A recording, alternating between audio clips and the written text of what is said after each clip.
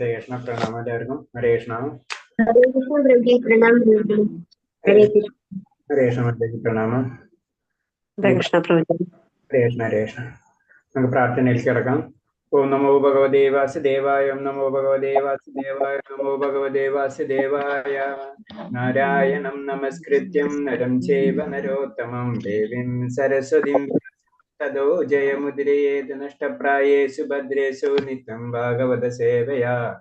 ഭാഗവതേ ഉത്തമ ശ്ലോകേ ഭക്തി ഭവതി നഷ്ടകി മുഖം കരോതി വാചാലം പങ്കും ലംഘയതേ ഗിരി കൃപതമുഹം വന്ദേ പരമാനന്ദമാധവം ശ്രീഗുരു ദീനതാരിണം ശ്രീചൈതന്യമീശ്വരം. ജ്ഞാനതിമിരാന്ധ്യസ്യ ജ്ഞാനാഞ്ജലശലാഘയാ ചക്ഷുർമിലിതം യേന തസ്മൈ ശ്രീഗുരുവേ നമഃ.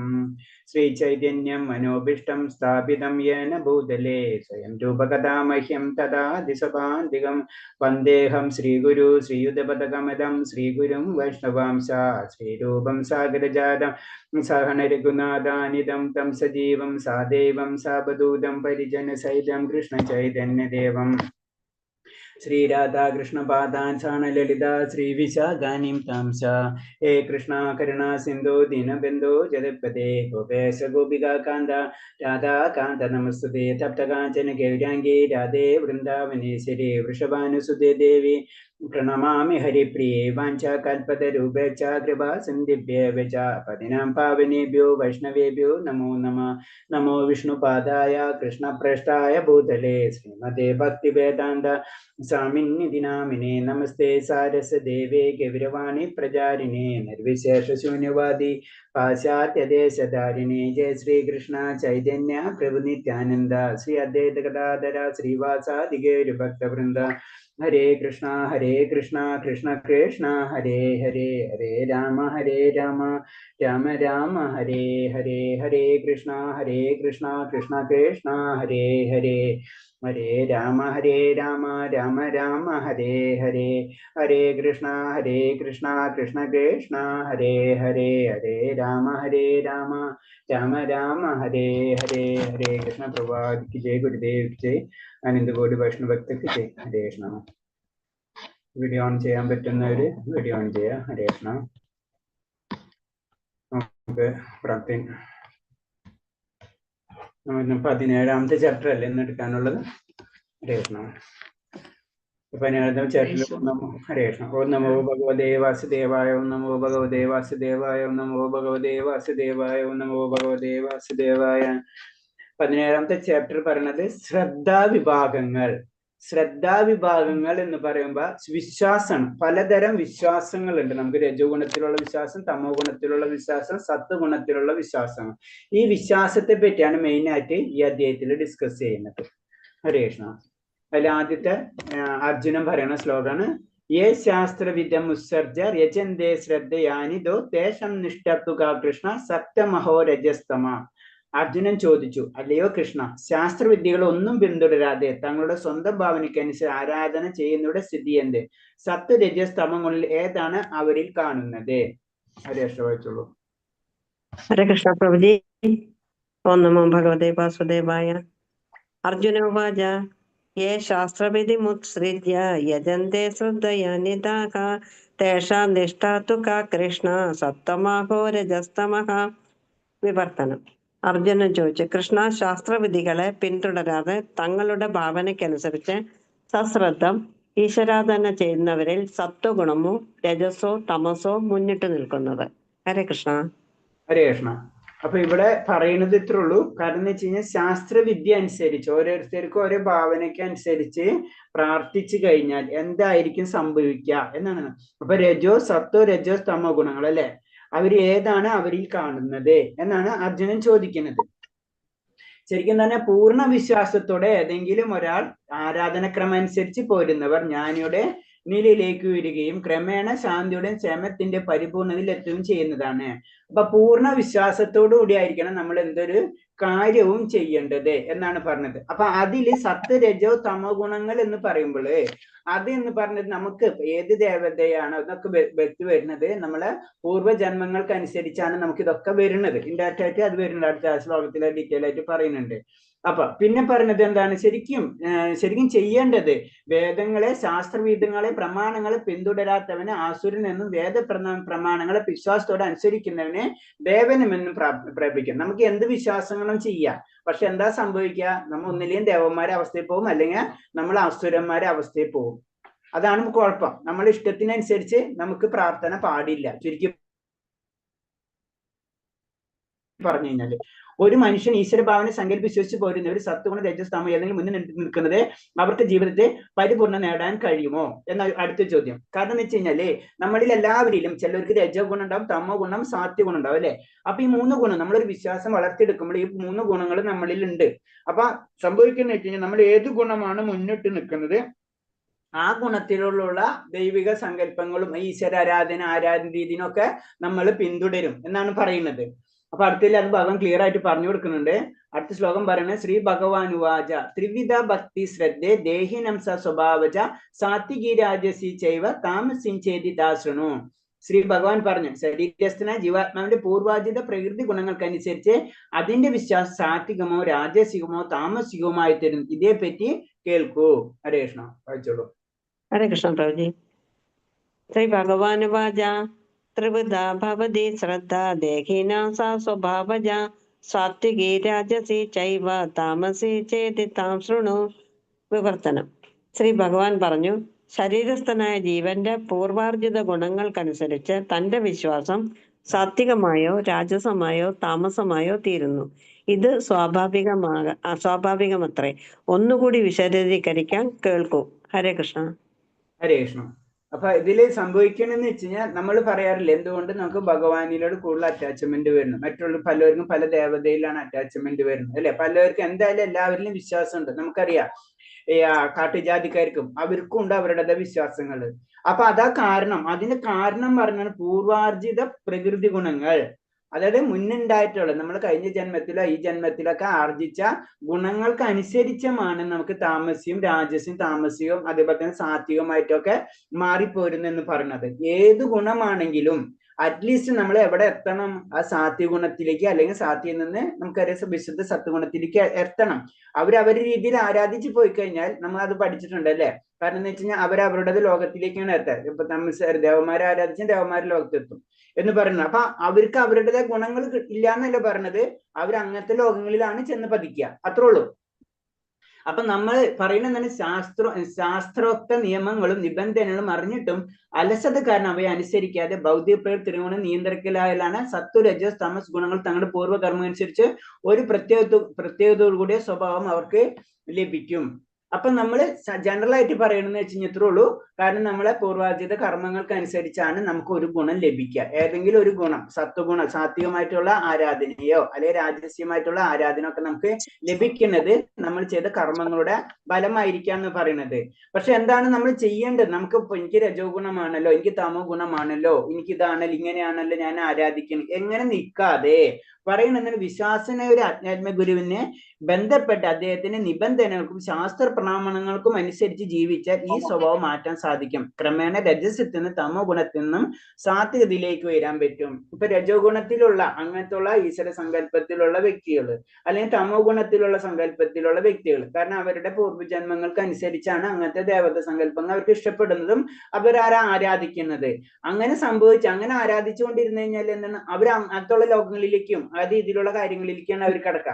പക്ഷെ ചെയ്യേണ്ടത് എന്താണ്? നമ്മൾ ഒരു ആത്മീയ ഗുരുവിനെ കണ്ടുപിടിക്കുകയും ആ ആത്മീയ ഗുരു പറയുന്നതിനനുസരിച്ച് നമ്മൾ പ്രവർത്തിക്കുകയാണ് ചെയ്യുന്നത് വെച്ച് കഴിഞ്ഞാൽ നമ്മൾ തീർച്ചയായിട്ടും രജോ തമോ ഗുണം നിന്ന് ഉയർന്ന് സാത്വികതയിലേക്ക് നമുക്ക് ഉയരാൻ കഴിയും. അപ്പൊ ഒരു വിശ്വാസിനെ ഒരു ആത്മീയ ഗുരുവിനുമായി സഹവസിച്ച് സശ്രദ്ധം ഉയർന്ന ഗുണത്തിലേക്ക് സ്വയം ഉയർത്തപ്പെടാം. അപ്പൊ നമ്മൾ എന്താ ചെയ്യേണ്ടതെന്ന് പറയുന്നത്, ശരിക്കും എന്താണ്, നമ്മളൊരു ഗുരുവിനെ കണ്ടുപിടിച്ച് ആ സാത്വിക ഗുണത്തിലേക്ക് ഉയരാൻ വേണ്ടിയിട്ടുള്ള കാര്യങ്ങൾ ചെയ്യണം. അല്ലാതെ നമുക്ക് രജോ ഗുണമാണല്ലോ ഞാൻ ഇങ്ങനെ മതി എന്ന് ചിന്തിക്കല്ലേ ചെയ്യുന്നത്. നമുക്കറിയാം അതിനുള്ള ഏറ്റവും നല്ലത് സാത്വിക ഗുണം. അതിനുള്ള കാര്യങ്ങൾ കണ്ടുപിടിക്കണം നമ്മൾ, എന്നിട്ട് അതിനനുസരിച്ച് പ്രവർത്തിക്കണം എന്നാണ് പറയുന്നത്. അല്ലെങ്കിൽ എന്താണ്, നമ്മൾ രജോ ഗുണം എന്ന് വെച്ച് രജോ ഗുണമായിട്ടുള്ള അങ്ങനത്തേക്ക് പോയാൽ അതേ രീതിയിൽ നമ്മൾ ജന്മങ്ങൾ പോകും. അല്ലെങ്കിൽ തമോ ഗുണം ആണെങ്കിൽ അങ്ങനത്തെ രീതിയിലുള്ള ജന്മങ്ങൾ പോകണം. അല്ല, നമുക്ക് ഇതിൽ നിന്ന് ഉയർച്ച വേണം എന്ന് വിചാരിച്ചു കഴിഞ്ഞാൽ, സാത്വികമായിട്ട് വേണം എന്ന് വെച്ച് കഴിഞ്ഞാൽ ഒരു ആത്മീയ ഗുരുവിനെ നമ്മൾ കണ്ടുപിടിച്ച് അദ്ദേഹത്തിന് നിർദ്ദേശം അനുസരിച്ച് നമ്മൾ പ്രവർത്തിക്കണം. അടുത്ത ശ്ലോകം.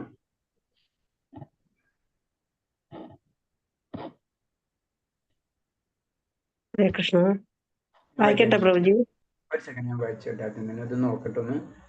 ഇതിൽ സ്ലൈഡ് കുറച്ച് അങ്ങോട്ടും ഇങ്ങോട്ടൊക്കെ വ്യത്യാസമുണ്ട്. ഇത് വേറെ ഏതാണ്ട് സ്ലൈഡ് നോക്കണില്ല.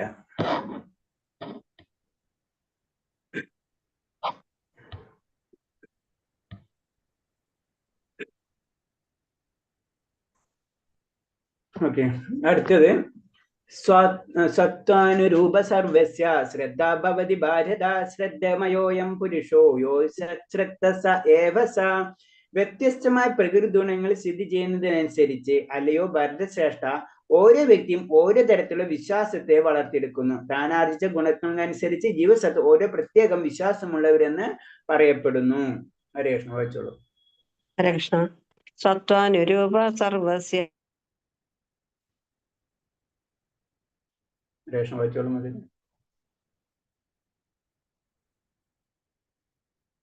കേൾക്കുന്നില്ല മാതാജി പറയണത്? രേഷ്മ മാതാജി പറഞ്ഞ് കേൾക്കുന്നില്ല. ഉള്ള വിശ്വാസത്തെ വളർത്തിയെടുക്കുന്നു. ഈ ഗുണങ്ങൾക്കനുസരിച്ച് ഓരോ പ്രത്യേക വിശ്വാസമുള്ളവനെന്ന് പറയപ്പെടുന്നു. ഹരേ കൃഷ്ണ. ഹരേ കൃഷ്ണ. അപ്പൊ ഇവിടെ പറയുന്നത് എന്ന് വെച്ച് കഴിഞ്ഞാല് നമ്മൾ ആർജിച്ച ഗുണങ്ങൾക്കനുസരിച്ചാണ് നമ്മൾ എന്താണ് ചെയ്യുന്നത്, ഒരു പ്രത്യേക വിശ്വാസം ആർജിക്കുന്നത്. നമ്മൾ ആർജിച്ച എന്ന് പറഞ്ഞു കഴിഞ്ഞാല് നമ്മൾ സത്വഗുണത്തിലുള്ള ജീവിത രീതിയാണ് പിന്തുടരുന്നത് വെച്ച് കഴിഞ്ഞാൽ അതേ രീതിയിലുള്ള വിശ്വാസം നമ്മളിക്കലുണ്ടാവും. രജോ ഗുണമാണെങ്കിൽ അതേ തരത്തിലുള്ള വിശ്വാസം ഉണ്ടാവും. തമോ ഗുണമാണെങ്കിൽ അതേ തരത്തിലുള്ള വിശ്വാസം ഉണ്ടാവും. അൾട്ടിമേറ്റ് നമ്മുടെ ലക്ഷ്യം എന്താണ്, സത്വഗുണത്തിലേക്ക് കടക്കുക എന്നതുള്ളതാണ്. അപ്പൊ പറയുന്നത്, നന്മയിൽ ഒരുവൻ ബ്രഹ്മാവ്, ശിവൻ, ഇന്ദ്രൻ, ചന്ദ്രൻ, സൂര്യദേവൻ തുടങ്ങിയ ദേവതകളെ ആരാധിക്കുന്നു. അപ്പൊ സാധാരണ രീതിയിലുള്ള സാത്വികഗുണമുള്ള വ്യക്തികളെ പറ്റി പറയുന്നു. അവരെന്താണ്? ബ്രഹ്മാവ്, ശിവൻ, ഇന്ദ്രൻ, അല്ലെ സാത്വികമായിട്ടുള്ള ദേവത സങ്കല്പമായിരിക്കും അവരിഷ്ടപ്പെടുന്നത്. പിന്നെ അഭിനേശത്തിൽ ഒരാൾ ഭൂതപ്രതാദങ്ങളെ ആദരിക്കും. സാത്വിക, അതായത് താമസിക ഗുണം അങ്ങനെയാണെന്ന് വെച്ച് കഴിഞ്ഞാൽ ഭൂതങ്ങൾ ആരാധിക്കും. അതേപോലെ തന്നെ അജ്ഞത, പ്രേതാത്മകളെ ആരാധിക്കും. ഇത് പറഞ്ഞു വരുന്നത് ഇത്രേ ഉള്ളൂ. നമ്മളെ വിശ്വാസത്തിനനുസരിച്ചാണ് നമ്മൾ എന്താണ് ഓരോ ആരാധന രീതികൾ നമ്മൾ കൈക്കൊള്ളുന്നത് എന്നാണ് പറഞ്ഞത്. ഏതൊരാളും ഉണ്ടാവും പ്രത്യേകമായ ഒരു വിശ്വാസം. ആരായാലും ശരി, അത് സാത്വികം, രാജസ്, താമസ്യം എന്ന അയാളുടെ ആർജിച്ച സ്വഭാവത്തെ ആശ്രയിച്ചിരിക്കും. ഇതാണ് വളരെയധികം ശ്രദ്ധിക്കേണ്ടത്. നമ്മൾ പലരും ചോദിക്കുമല്ലേ, ശിവൻ ആരാധിച്ച പോലെ, അല്ലെങ്കിൽ ഇന്ദ്രനെ ആരാധിച്ച പോലെ, അല്ലെങ്കിൽ ദേവിനെ ആരാധിച്ച പോലെ എന്നൊക്കെ ചോദിക്കുന്ന ചോദ്യങ്ങളുണ്ട്. അല്ലെങ്കിൽ വേറെ രീതിയിൽ നമ്മുടെ നാട്ടിൽ പല രീതിയിൽ വേറെ രീതിയിൽ ആരാധനകളൊക്കെ കാണാം നമുക്കല്ലേ. ഭൂതപ്രതാദികളെ, അതേപോലെ തന്നെ ഭദ്രകാളി സങ്കല്പം, അങ്ങനെ പല രീതിയിലുള്ള ആരാധനക്രമങ്ങളൊക്കെ കാണാം. അപ്പൊ ആ ആരാധനക്രമങ്ങൾ ഇഷ്ടപ്പെടുന്നതിനുള്ള കാരണം പറയുന്നത്, നമുക്ക് എല്ലാവർക്കും അത് ഇഷ്ടപ്പെടണമെന്നില്ല. ഓരോരുത്തർക്കും ഓരോ രീതിയായിരിക്കും അത് ഇഷ്ടപ്പെടാം. ചിലവര് എന്ന് പറഞ്ഞ സാത്വിക ലെവലിലാണെന്ന് വെച്ച് കഴിഞ്ഞാൽ അവർ അങ്ങനത്തെ ഒരു ദേവത സങ്കല്പത്തെ ഇഷ്ടപ്പെടുള്ളൂ. രണ്ടാമത്തെ ഗ്രൂപ്പ് രജോ ഗുണമാണെങ്കിൽ അവർ അങ്ങനത്തെ സങ്കല്പത്തെ ഇഷ്ടപ്പെടും. മൂന്നാമത്തെ ഗ്രൂപ്പാണെങ്കിൽ അവർ അങ്ങനത്തെ സങ്കല്പത്തെ ഇഷ്ടപ്പെടും. അപ്പൊ ഇതിനെ മുന്നത്തെ ശ്ലോകം എന്താണ്, ഇതൊക്കെ ഇഷ്ടപ്പെട്ടാലും നമുക്ക് സത്യം എന്താണെന്ന് മനസ്സിലാക്കി അതിനനുസരിച്ച് പ്രവർത്തിച്ച് നമ്മൾ മുന്നേറണം. ചുരുക്കി പറഞ്ഞത് ഇത്രേ ഉള്ളൂ അതില്. അപ്പൊ തന്റെ പ്രത്യേക വിശ്വാസം മാനിച്ച് ആ മനുഷ്യൻ ചില വ്യക്തികളുമായി സഹവസിക്കുകയും പിന്നെന്താണ്, നമ്മൾ മൗലികമായ ഭൗതിക പ്രകൃതികൾക്ക് അതീതരാണ്. എന്നാൽ പരംപുരുഷന് ബന്ധം മറന്ന് ഭൗതിക പ്രകൃതി ബദ്ധരായി പ്രകൃതിയിലെ വൈവിധ്യങ്ങൾ വഴങ്ങി തന്റേതായ വ്യക്തിത്വം സ്വയം സൃഷ്ടിക്കുന്നു. ശരിക്കും പറഞ്ഞാൽ നമുക്കറിയാം നമ്മൾ ത്രികോണങ്ങൾക്ക് അതീതരാണ് അല്ലെ. കാരണം എന്താ വെച്ച് കഴിഞ്ഞാൽ എന്താണ്, നമ്മൾ ഭഗവാന്റെ അംശമാണ്. പക്ഷെ എന്താണ് സംഭവിക്കുന്നത്, നമ്മൾ ഭൗതിക ലോകത്തിൽ വരുമ്പോൾ നമ്മൾ ഭൗതിക ബന്ധം വരികയും അങ്ങനെ നമ്മൾ നമ്മുടേതായ ഒരു വ്യക്തിത്വം നമ്മൾ വളർത്തിയെടുക്കുകയാണ് ചെയ്യുന്നത്. അത് ചിലപ്പോൾ രജ ആയിരിക്കും, തമോ ആയിരിക്കും, ഏത് തന്നെയാണെങ്കിലും.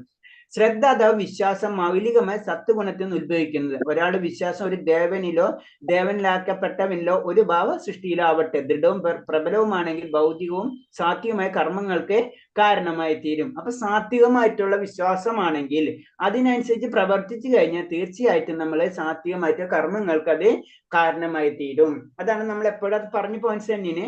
വിശ്വാസം പൂർണ്ണമായും ശുദ്ധ സാത്വികതയുള്ളവരെന്നും കാലത്തോളം അതിനെ ത്രിഗുണങ്ങൾ മാലിന്യം ബാധിക്കാനിടയുണ്ട്. മലിനീകൃതമായ ഗുണങ്ങൾ ഹൃദയത്തിൽ വ്യാപിച്ചിരിക്കും. അതേതാണ് വിശുദ്ധ സത്വഗുണത്തിൽ, അത് ശരിക്കും ആ വിശ്വാസത്തിൽ എത്താത്തിടത്തോളം കാലം നമ്മുടെ വിശ്വാസം തന്നെ അങ്ങോട്ടും ഇങ്ങോട്ടൊക്കെ താഴ്ത്തിക്കും മുകളിലേക്കും പോയിക്കൊണ്ടിരിക്കും എന്ന് പറയുന്നത്. അതിന് ചില സമയത്ത് ചിലപ്പോൾ ദേവന്മാരെ തന്നെ നമ്മൾ പല ദേവന്മാരെ സംഘടിപ്പിക്കും, അല്ലെങ്കിൽ വേറെ രീതിയിലാണെങ്കിലും പല രീതിയിൽ രജോ ഗുണം കൂടുമ്പോൾ അതിനനുസരിച്ചുള്ള ഇതിലേക്കൊക്കെ നമ്മൾ കടക്കും എന്നാ പറയുന്നത്. അതിങ്ങനെ മാറി മറിഞ്ഞുകൊണ്ടിരിക്കാം. ലോകത്തിലെ പല വിധത്തിലുള്ള വിശ്വാസങ്ങളും അവയെ മുൻനിർത്തിക്കൊണ്ട് വ്യത്യസ്തയും മതങ്ങളുണ്ടായി കാണാം. യഥാർത്ഥ മതവിശ്വാസം ശുദ്ധ സാത്വികതയിലുള്ളതാണ്. ഹൃദയത്തിൽ മാലിന്യം ബാധയ്ക്കനുസരിച്ച് വ്യത്യസ്ത മതപ്രമാണങ്ങളെ നാം സ്വീകരിക്കുകയാണ്. വിവിധ വിശ്വാസങ്ങൾ അനുയോജ്യമായി വെവ്വേറെ ആരാധനക്രമങ്ങളുണ്ട്.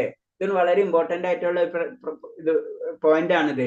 കാരണം എന്ന് വെച്ച് കഴിഞ്ഞാൽ നമ്മുടെ ഹൃദയത്തിലുള്ള മാലിന്യം അനുസരിച്ചാണ് നമ്മൾ വ്യത്യസ്ത മതപ്രമാണങ്ങൾ സ്വീകരിക്കുന്നത്. അതാണ് നമ്മൾ എങ്ങനെയാണ്, നമ്മുടെ ക്വാളിറ്റി എങ്ങനെ, നമ്മൾ എങ്ങനെയാണ് പരിശുദ്ധി, അതേ ലെവലിൽ അതിനനുസരിച്ചാണ് നമ്മൾ ഓരോ ആരാധനക്രമങ്ങളും ഓരോ മതപ്രമാണങ്ങളും നമ്മൾ സ്വീകരിക്കുന്നത്. വിവിധ വിശ്വാസങ്ങൾക്ക് അനുയോജ്യമായി വെവ്വേറെ ആരാധന ക്രമങ്ങളുമുണ്ട്. അപ്പൊ ഓരോ വിശ്വാസത്തിനും ഓരോ രീതിയിലുള്ള ആരാധന ക്രമങ്ങളുമുണ്ട്. അപ്പൊ എന്താണ് നമുക്കത് നമ്മൾ പറഞ്ഞല്ലോ, ഭൂതങ്ങളെ പ്രതങ്ങളൊക്കെ ആരാധിക്കുന്നവര്, ദേവന്മാരെ ആരാധിക്കുന്നവര്, അല്ലെങ്കിൽ വേറെ എന്തെങ്കിലും ആരാധിക്കും, മനുഷ്യരെ തന്നെ ആരാധിക്കുന്നത്, ഇങ്ങനെ പല രീതിയിലുള്ള ആരാധനകളുണ്ട്. അപ്പൊ എന്ത് തന്നെയായാലും ഇതൊക്കെ തെറ്റെന്ന് പറഞ്ഞു കഴിഞ്ഞാൽ എന്താണ്, നമ്മൾ അതിലേക്ക് അങ്ങോട്ട് പോകും, വേറൊന്നുമില്ല. നമ്മൾ അത് പഠിച്ചിട്ടുള്ളതാണ്, ഏതിരിക്കണെങ്കിൽ അതിരിക്കാൻ അങ്ങോട്ട് പോകും. പക്ഷെ എന്താണ് അൾട്ടിമേറ്റ് എന്താണ്, നമ്മളൊരു ആത്മീയ ഗുരുവിനെ കണ്ടെത്തുകയും ആത്മീയ ഗുരുവിലൂടെ വിശുദ്ധ സത്വഗുണത്തിലേക്ക് നമ്മൾ ഉയരണം എന്നാണ് പറയുന്നത്. കാരണം നമ്മൾ ഈ ഭൗതിക ലോകത്തിൽ വരുമ്പോൾ ഏതെങ്കിലും ഒരു ഗുണം, നമ്മൾ പൂർവാർജിത കർമ്മം അനുസരിച്ച് ഏതെങ്കിലും ഒരു ഗുണം നമ്മളിൽ ഉണ്ടാവും. ആ ഗുണമായിരിക്കും മുന്നിട്ട് നിൽക്കുക. അപ്പൊ നമ്മളെ വിശ്വാസവും അതിനായിട്ട് ബന്ധപ്പെടും എന്നാണ് പറയുന്നത്. ഓക്കെ, അടുത്ത ശ്ലോകം. യജന്തേ സാത്വികാ ദേവാൻ യശാരശാസി രാജസാ ഭേദാൻ ഭൂതഗണശ്ചേന യജന്തേ താമസാ ജനഃ. സാത്വികരായ ജനങ്ങൾ ദേവന്മാരെയും രാജസ സ്വഭാവികൾ അസുരന്മാരെയും തമോ ഗുണ പ്രധാനികളെ ഭൂതപ്രേതങ്ങളെയും ആരാധിക്കുന്നു. ഹരേ കൃഷ്ണ, വായിച്ചോളൂ. ഹരേ കൃഷ്ണ. യജന്തേ സാത്വിക ദേവാൻ യക്ഷരക്ഷാംസി രാജസാഹ പ്രേതാൻ ഭൂതഗണാശ്ചാന്യേ യജന്തേ താമസാ ജനാഹ. വിവർത്തനം. സാത്വികരായ ജനങ്ങൾ ദേവന്മാരെയും രാജസ സ്വഭാവികൾ അസുരന്മാരെയും തമോ ഗുണപ്രധാനികൾ ഭൂതപ്രേതാദികളെയും ആരാധിക്കുന്നു. ഹരേ കൃഷ്ണ. ഹരേ കൃഷ്ണ. അപ്പൊ അതിൽ പറയുന്നത്, അപ്പൊ സാത്വികമായിട്ടുള്ള വ്യക്തികളാണ് എന്താണ് ദേവന്മാരെ ആരാധിക്കുന്നത്. രാജസി സ്വഭാവങ്ങൾ ആസുര്യമായിട്ടുള്ള വ്യക്തികളെ ആയിരിക്കും ആരാധിക്കുക. തമോ ഗുണപ്രധാനികൾ ഭൂതപ്രേതങ്ങളെയും ആരാധിക്കുന്നു. അപ്പൊ എന്തുകൊണ്ടാണ് നമുക്ക് ഈ ആരാധന വരാൻ കാരണം? അത് നമ്മളെ കർമ്മഫലങ്ങളാണ്. അതാണ് ചിലവർക്ക് അതിനോട് ആഗ്രഹം വരാൻ കാരണം. ചിലവർ പറയും എനിക്ക് ആ ദേവത സങ്കല്പമാണ്, അല്ലെങ്കിൽ അതാണ് ഇഷ്ടം, ആ വിശ്വാസമാണ്, ഈ വിശ്വാസമാണ്, ഇതല്ലാതെ ഒന്നാണ്, ഒന്നല്ലാന്ന് ഈ ഭഗവതിയിൽ ഈ ഒറ്റ ശ്ലോകം കൊണ്ട് തന്നെ നമുക്ക് മനസ്സിലാവും. എല്ലാ വിശ്വാസവും ഒന്നാണ്, എല്ലാതും ദൈവമാണ്. ഇതൊക്കെ തെറ്റാണ് നമുക്ക് മനസ്സിലാവണതിൽ കൂടെ. അപ്പൊ അതിൽ പറയുന്നത് എന്താണ്, അങ്ങനെ അവർ ആരാധിക്കുന്നു എന്ന് പറഞ്ഞു. സത്വഗുണാവസ്ഥയിലുള്ളവർ സാമാന്യനെ ദേവന്മാരുടെ ആരാധകരാണ്. ബ്രഹ്മാവ്, ശിവൻ, ഇന്ദ്രൻ, ചന്ദ്രൻ, സൂര്യൻ എന്നിങ്ങനെ ദേവന്മാർ പലരുണ്ട്. അപ്പൊ ഒരു ദേവനല്ല, പല ദേവതകളെ ആരാധിക്കുന്നു. അപ്പൊ സത്യത്തിൽ സാത്വിക ഗുണമുള്ളവരാണ് സാധാരണ ദേവന്മാരെ ആരാധിക്കുന്ന ലെവലിലേക്ക് വരിക എന്ന് പറയുന്നത്. അടുത്ത ലെവൽ എന്ന് പറയുമ്പോൾ എന്താണ്, ആസുര, അതായത് രജസ സ്വഭാവികൾ. അവർക്ക് എന്താണ്, അവർക്ക് എവിടെ നിന്നാണ് ലാഭം കിട്ടുന്നത് അവർ അതിനെ ആരാധിക്കും. അത് മനുഷ്യനായാലും മൃഗമാണെങ്കിലും ദേവനാണ് ദേവത അല്ലെന്നൊന്നും അവർ നോക്കൂല. അവർക്ക് എവിടെ നിന്ന് ആ ബെനിഫിറ്റിന് മാത്രം, ആ ചിന്താഗതി മാത്രമേ അവർക്ക് ഉണ്ടാവുള്ളൂ. രാജസ്വഭാവികൾ എന്താ പറഞ്ഞത്, അസുരന്മാരെ ആരാധിക്കുന്നവരാണ്. അപ്പൊ അതിനൊരു ഉദാഹരണം പ്രഭാസ്വാമി പറയണത്, കാരണം രണ്ടാം ലോക യുദ്ധകാലത്ത് കരിഞ്ചതിൽ അളവറ്റ സ്വത്ത് സമ്പാദിച്ചതിന് നന്ദി സൂചകമായി കൽക്കട്ടയിൽ ഒരാൾ ഹിറ്റ്ലറെ ആരാധിച്ചിരുന്നു. അതാണ് പറഞ്ഞത്. അവർക്ക് ഹിറ്റ്ലറാണ് എല്ലാം തന്നെ, അപ്പൊ ഹിറ്റ്ലറെ ആരാധിക്കും. അതേ തന്നെ ഒരു രജസ്തമോ ഗുണ സ്വഭാവികൾ പ്രതാപിയ ഒരു മനുഷ്യന് ഈശ്വരനായിട്ട് കരുതപ്പെടും. മനുഷ്യനെ തന്നെ ഈശ്വരനായിട്ട് കണ്ടിട്ട് അവരെ ആരാധിക്കാൻ തുടങ്ങും. അതൊക്കെ എന്താണ്, ഈ രജോ ഗുണമുള്ള വ്യക്തികളാണ്. ഇവരെന്ന് പറഞ്ഞു കഴിഞ്ഞാൽ ഈശ്വരൻ എന്ന് കരുതി അവർ സേവിച്ചാൽ ഈശ്വരനെ സേവിക്കുന്ന ബലവും ഉണ്ടാകുമെന്നാണ് അവരുടെ വിചാരം. അപ്പൊ ഇവരെ ചിന്താഗതി ഇതിനൊക്കെ ഇങ്ങനൊക്കെ നമ്മളെ ആചരിച്ചു കഴിഞ്ഞാൽ അതിന്റെ ഗുണം കിട്ടും എന്നുള്ള ചിന്താഗതി ഇവർക്കേൽ ഉണ്ടാവും എന്നാണ് പറഞ്ഞത്. ചില സമയത്ത് പറയുന്നത്, ചില ആളുകൾ മരിച്ചവരുടെ ശവകുടീരത്തിൽ അർച്ചനകൾ നടത്തുന്നു. മരിച്ച സ്ഥലത്തൊക്കെ അർച്ചനകളൊക്കെ ചെയ്യാൻ കാണാം അല്ലെ. താമസ അനുഷ്ഠാനങ്ങൾ ലൈംഗിക കർമ്മവും ഉൾപ്പെടുന്നു. ഭാരതത്തിലെ ചില വിദൂര ഗ്രാമങ്ങളിൽ പ്രേതോപാസകരുണ്ട്. ഇപ്പോഴും പ്രേതോപാസകരുണ്ട് എന്ന് പറയുന്നത്. കാരണം ഇന്ന് വടക്കേ ഇന്ത്യയിൽ പ്രത്യേകിച്ച് അധികൃത വർഗങ്ങളിൽപ്പെട്ട ചില കാട്ടിലേക്ക് പോവുക പതിവാണ്. ഒരു വൃക്ഷത്തിൽ പ്രേത സാന്നിധ്യം ഉണ്ടെന്നറിഞ്ഞാൽ ആ വൃക്ഷത്തെ ആരാധിച്ച് ബലിദ്രവ്യങ്ങൾക്ക് അർപ്പിക്കും. ഇങ്ങനെ ഉപാസന ചടങ്ങുകളൊന്നും വാസ്തവത്തിൽ ഈശ്വര ആരാധനയല്ല. ആധ്യാത്മിക ശുദ്ധ സാധ്യമുള്ളവർക്ക് വേണ്ടിയുള്ളത് മാത്രമാണ് ഈശ്വര ആരാധന. ഈശ്വര ആരാധന എന്ന് പറഞ്ഞിട്ടുള്ളത് ഇങ്ങനത്തെ കാര്യങ്ങളൊന്നുമല്ല എന്ന് ക്ലിയർ ആയിട്ട് നമുക്ക് പറഞ്ഞു തരാണ്.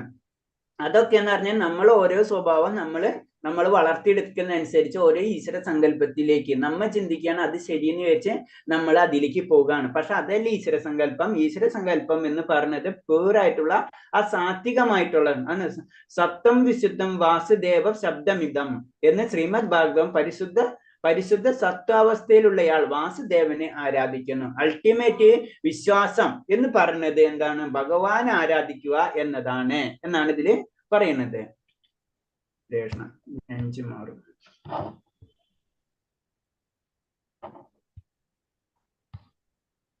അഞ്ചുമാറിലും അശാസ്ത്രാഭിഹിതം ഘോരം തബന്ദേയേ തപോജനഃ ദംഭഹങ്കാര സംയുക്ത കാമരഗബലാനിത കർഷയന്ത ശരീരസ്ഥം ഭൂതഗ്രാമചേതസാം മാം ചൈവാന്ത ശരീരസ്ഥം താൻ വിദ്യാനുസുരാ നിശ്ചയാൻ. കാമം, ആസക്തി എന്നിവയിൽ പ്രേരിതമായ അഹംഭാവത്തോടു കൂടി സ്വശരീരത്തിലെ ഭൗതിക മൂല്യങ്ങളെയും ശരീരത്തിൽ കുടികൊള്ളുന്ന പരമാത്മാവിനെ ദ്രോഹിച്ചുകൊണ്ട് ശാസ്ത്രനിഷ്ഠമല്ലാത്ത കഠിന തമസ് ചെയ്യുന്ന വിഡ്ഢികൾ അസുരന്മാരാണ്. ഹരേ കൃഷ്ണ. വെച്ചോളൂ. ഹരേ കൃഷ്ണ. അശാസ്ത്രവിഹിതം ഘോരം തപ്യന്തേ തപോജന ദംഭാഹങ്കാര സംയുക്ത കാമരാഗബലാന്വിതാഃ കർഷയന്ത ശരീരസ്ഥം ഭൂതഗ്രാമമചേതസഃ മാം ചൈവാന്ത ശരീരസ്ഥം താൻ വിദ്യാസുര നിശ്ചയാൻ. വിവർത്തനം. കാമം കൊണ്ടും ആസക്തി കൊണ്ടും പ്രേരിതരായി അഹംഭാവത്തോടു കൂടി സ്വശരീരത്തിൽ കുടികൊള്ളുന്ന പഞ്ചഭൂതങ്ങളെയും പരമാത്മാവിനെ തന്നെയും ദ്രോഹിച്ചുകൊണ്ട് ശാസ്ത്ര നിർദ്ദിഷ്ടമല്ലാത്ത കഠിന തപസ് അനുഷ്ഠിക്കുന്നവർ ആസുര സ്വഭാവികളാണ്. ഹരേ കൃഷ്ണ. ഹരേ കൃഷ്ണ. അപ്പൊ ഇതിൽ പറയണെന്ന് വെച്ചാൽ ഇതാണ്, അവരവരുടെ ഇഷ്ടത്തിന് വേണ്ടി അവർക്ക് എന്താ തോന്നുന്നത് അതേപോലെ തന്നെ അവരെ ആരാധിക്കുകയാണ്. അത് ചിലപ്പോൾ സ്വയം ശരീരം തന്നെ നശിപ്പിച്ചുകൊണ്ട് ദ്രോഹിച്ചുകൊണ്ട് ആയിരിക്കും എന്ന് പറഞ്ഞു. ഇതൊന്നും ഒരിക്കലും ഭഗവാൻ അത് സ്വീകരിക്കുന്നതല്ല. അതാണ് സത്യം. ശാസ്ത്രവിഹിതമല്ലാതെ സ്വയം കൃത്യങ്ങളായ കടുത്ത തപോവൃതകൾ ആരാധിച്ചു പോരുന്നവരുണ്ട്. അവരും വളരെയധികം തപസ്സും കാര്യങ്ങളൊക്കെ ചെയ്യുന്നുണ്ട്. പക്ഷെ എന്താണ്, അത് ശാസ്ത്രവിദ്യയല്ല. അവരവരുടേതായ ഇഷ്ടത്തിന് അവർ ചെയ്യുന്നതാണ്. മിഥ്യ അഹങ്കാരം കൊണ്ടും കാമം കൊണ്ടും ദുര്യാഭിനത്താലും ഭൗതിക ഭോഗങ്ങളിലുള്ള അത്യാസക്തി കൊണ്ടും വാസ്തവമുള്ള അവരിങ്ങനെ ചെയ്യുന്നത്. അവരിതൊക്കെ എന്തിനാണ് ചെയ്യുന്നത്? പലതരം ആഗ്രഹങ്ങൾ ഉണ്ടാവും അതില്ല, അതൊക്കെ തീർക്കാൻ വേണ്ടി ഇങ്ങനെ ചെയ്തത് കിട്ടും എന്നുള്ള പ്രതീക്ഷയിൽ അവരിങ്ങനെ ചെയ്യുന്നതാണ്. ഇങ്ങനെ ചില ഉപാസനകൾ ചിലപ്പോൾ എന്ത് സംഭവിക്കാം, അവർക്ക് മരണം വരെ എത്തിക്കാനുള്ള അവസ്ഥയുണ്ട്. ഭഗവാൻ ഇവരെ അക്സെപ്റ്റ് ചെയ്യുന്നില്ല. ഭഗവാൻ പറയുന്നത് ഭഗവാൻ അവരെ വീണ്ടും വീണ്ടും അസുര ഗർഭങ്ങളിൽ തന്നെ പിറക്കാൻ നിർബന്ധിതരാക്കുന്നു. തൽഫലമായി അവർക്ക് പരമപുരുഷനോട് ഭഗവാനുമായി തങ്ങളുടെ ബന്ധത്തെക്കുറിച്ച് മനസ്സിലാകാത്ത ആസുരങ്ങളായ ജീവിത സിദ്ധാന്തങ്ങൾ ഏറെ ജന്മങ്ങൾ കഴിച്ചു കൂട്ടേണ്ടി വരും. ഇപ്പൊ ഇങ്ങനെ ചിന്താഗതിയുള്ളവള് അതായത് ആസൂര്യമായിട്ടുള്ള ചിന്താഗതിയുള്ളവർ, ആസൂര്യമായിട്ടുള്ള വിശ്വാസം പുലർത്തുന്നവർ തീർച്ചയായിട്ടും അവര് ജന്മം വീണ്ടും വീണ്ടും താഴത്തേക്ക് പോവുകയും അവരെന്താണ് വളരെ ജന്മങ്ങൾ തന്നെ അങ്ങനെ കഴിച്ചു കൂട്ടേണ്ടി വരും എന്നാണ് പറയുന്നത്. അപ്പൊ ചുരുക്കി പറഞ്ഞ ഇത്രേ ഉള്ളൂ. നമുക്ക് നമ്മൾ വിചാരിക്കും ഇതും വിശ്വാസമല്ലേ അതും വിശ്വാസമല്ലേ, അല്ല എന്നാണ് ഭഗവാൻ പറഞ്ഞത്. ശരിക്കും വിശ്വാസം എന്ന് പറഞ്ഞത് ആ സാത്വിക ഗുണത്തിൽ നിന്ന് വിശുദ്ധ സത്വഗുണത്തിലേക്ക് കടക്കുന്നതാണ് വിശ്വാസം എന്ന് പറയുന്നത്. അടുത്തത് ആഹാരസ്തബ്ധി സർവ്യസ്യ ത്രിവിധോ ഭവതി പ്രിയഃ യജ്ഞസ്തപസ്തബ്ധാനം ദേശം ഭേദമിമം ശൃണു. മനുഷ്യർക്ക് ഭക്ഷണ വിഷയത്തിലും ഇഷ്ടാനിഷ്ടാനങ്ങൾ ഭൗതിക പ്രകൃതിയുടെ ത്രിഗുണങ്ങൾക്ക് അനുസരിച്ചായിരിക്കും. യജ്ഞങ്ങൾ, തപസ്, ദാനം എന്നിവയുടെ കാര്യത്തിലും അങ്ങനെ തന്നെ. ഇവയുടെ വ്യത്യാസങ്ങളെ പറ്റി കേട്ടുകൊള്ളുക. ഹരേ കൃഷ്ണ. വെച്ചോളൂ. ഹരേ കൃഷ്ണ. ആകാരസ്തപി സർവസ്യ ത്രിവിധോ ഭവതി പ്രിയഃ യജ്ഞസ്തപസ്തഥാ ദാനം തേഷാം ഭേദമിദം ശൃണു. വിവർത്തനം.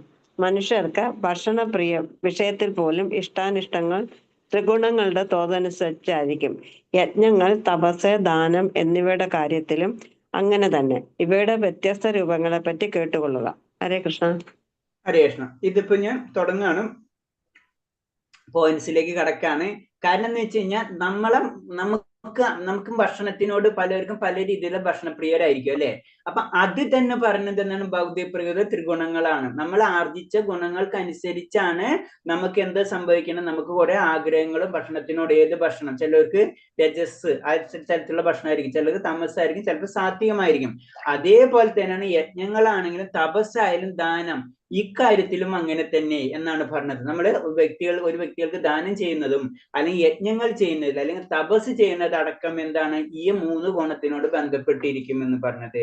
ഒരു രജോ ഗുണമുള്ള ആള് ദാനം ചെയ്യുന്ന ആ ലെവലിലായിരിക്കും, സത്വഗുണമുള്ളവർ അതേ രീതിയിലായിരിക്കും, പലരും പല രീതിയിലായിരിക്കും ദാനം തന്നെ ചെയ്യുന്നത്. അങ്ങനെ എല്ലാ കാര്യങ്ങളും ഈ നമ്മുടെ ത്രിഗുണങ്ങൾ, നമ്മൾ ആർജിച്ച ഗുണങ്ങളോട് ബന്ധപ്പെട്ടതായിരിക്കും എന്നാണ് പറഞ്ഞത്. ത്രിഗുണങ്ങൾ ഏറ്റക്കുറച്ചിലനുസരിച്ച് ഭക്ഷണ കാര്യത്തിൽ യജ്ഞം, ദാനം, തപസ് എന്നിവയിലും വ്യത്യാസങ്ങൾ ഉണ്ടാവാം.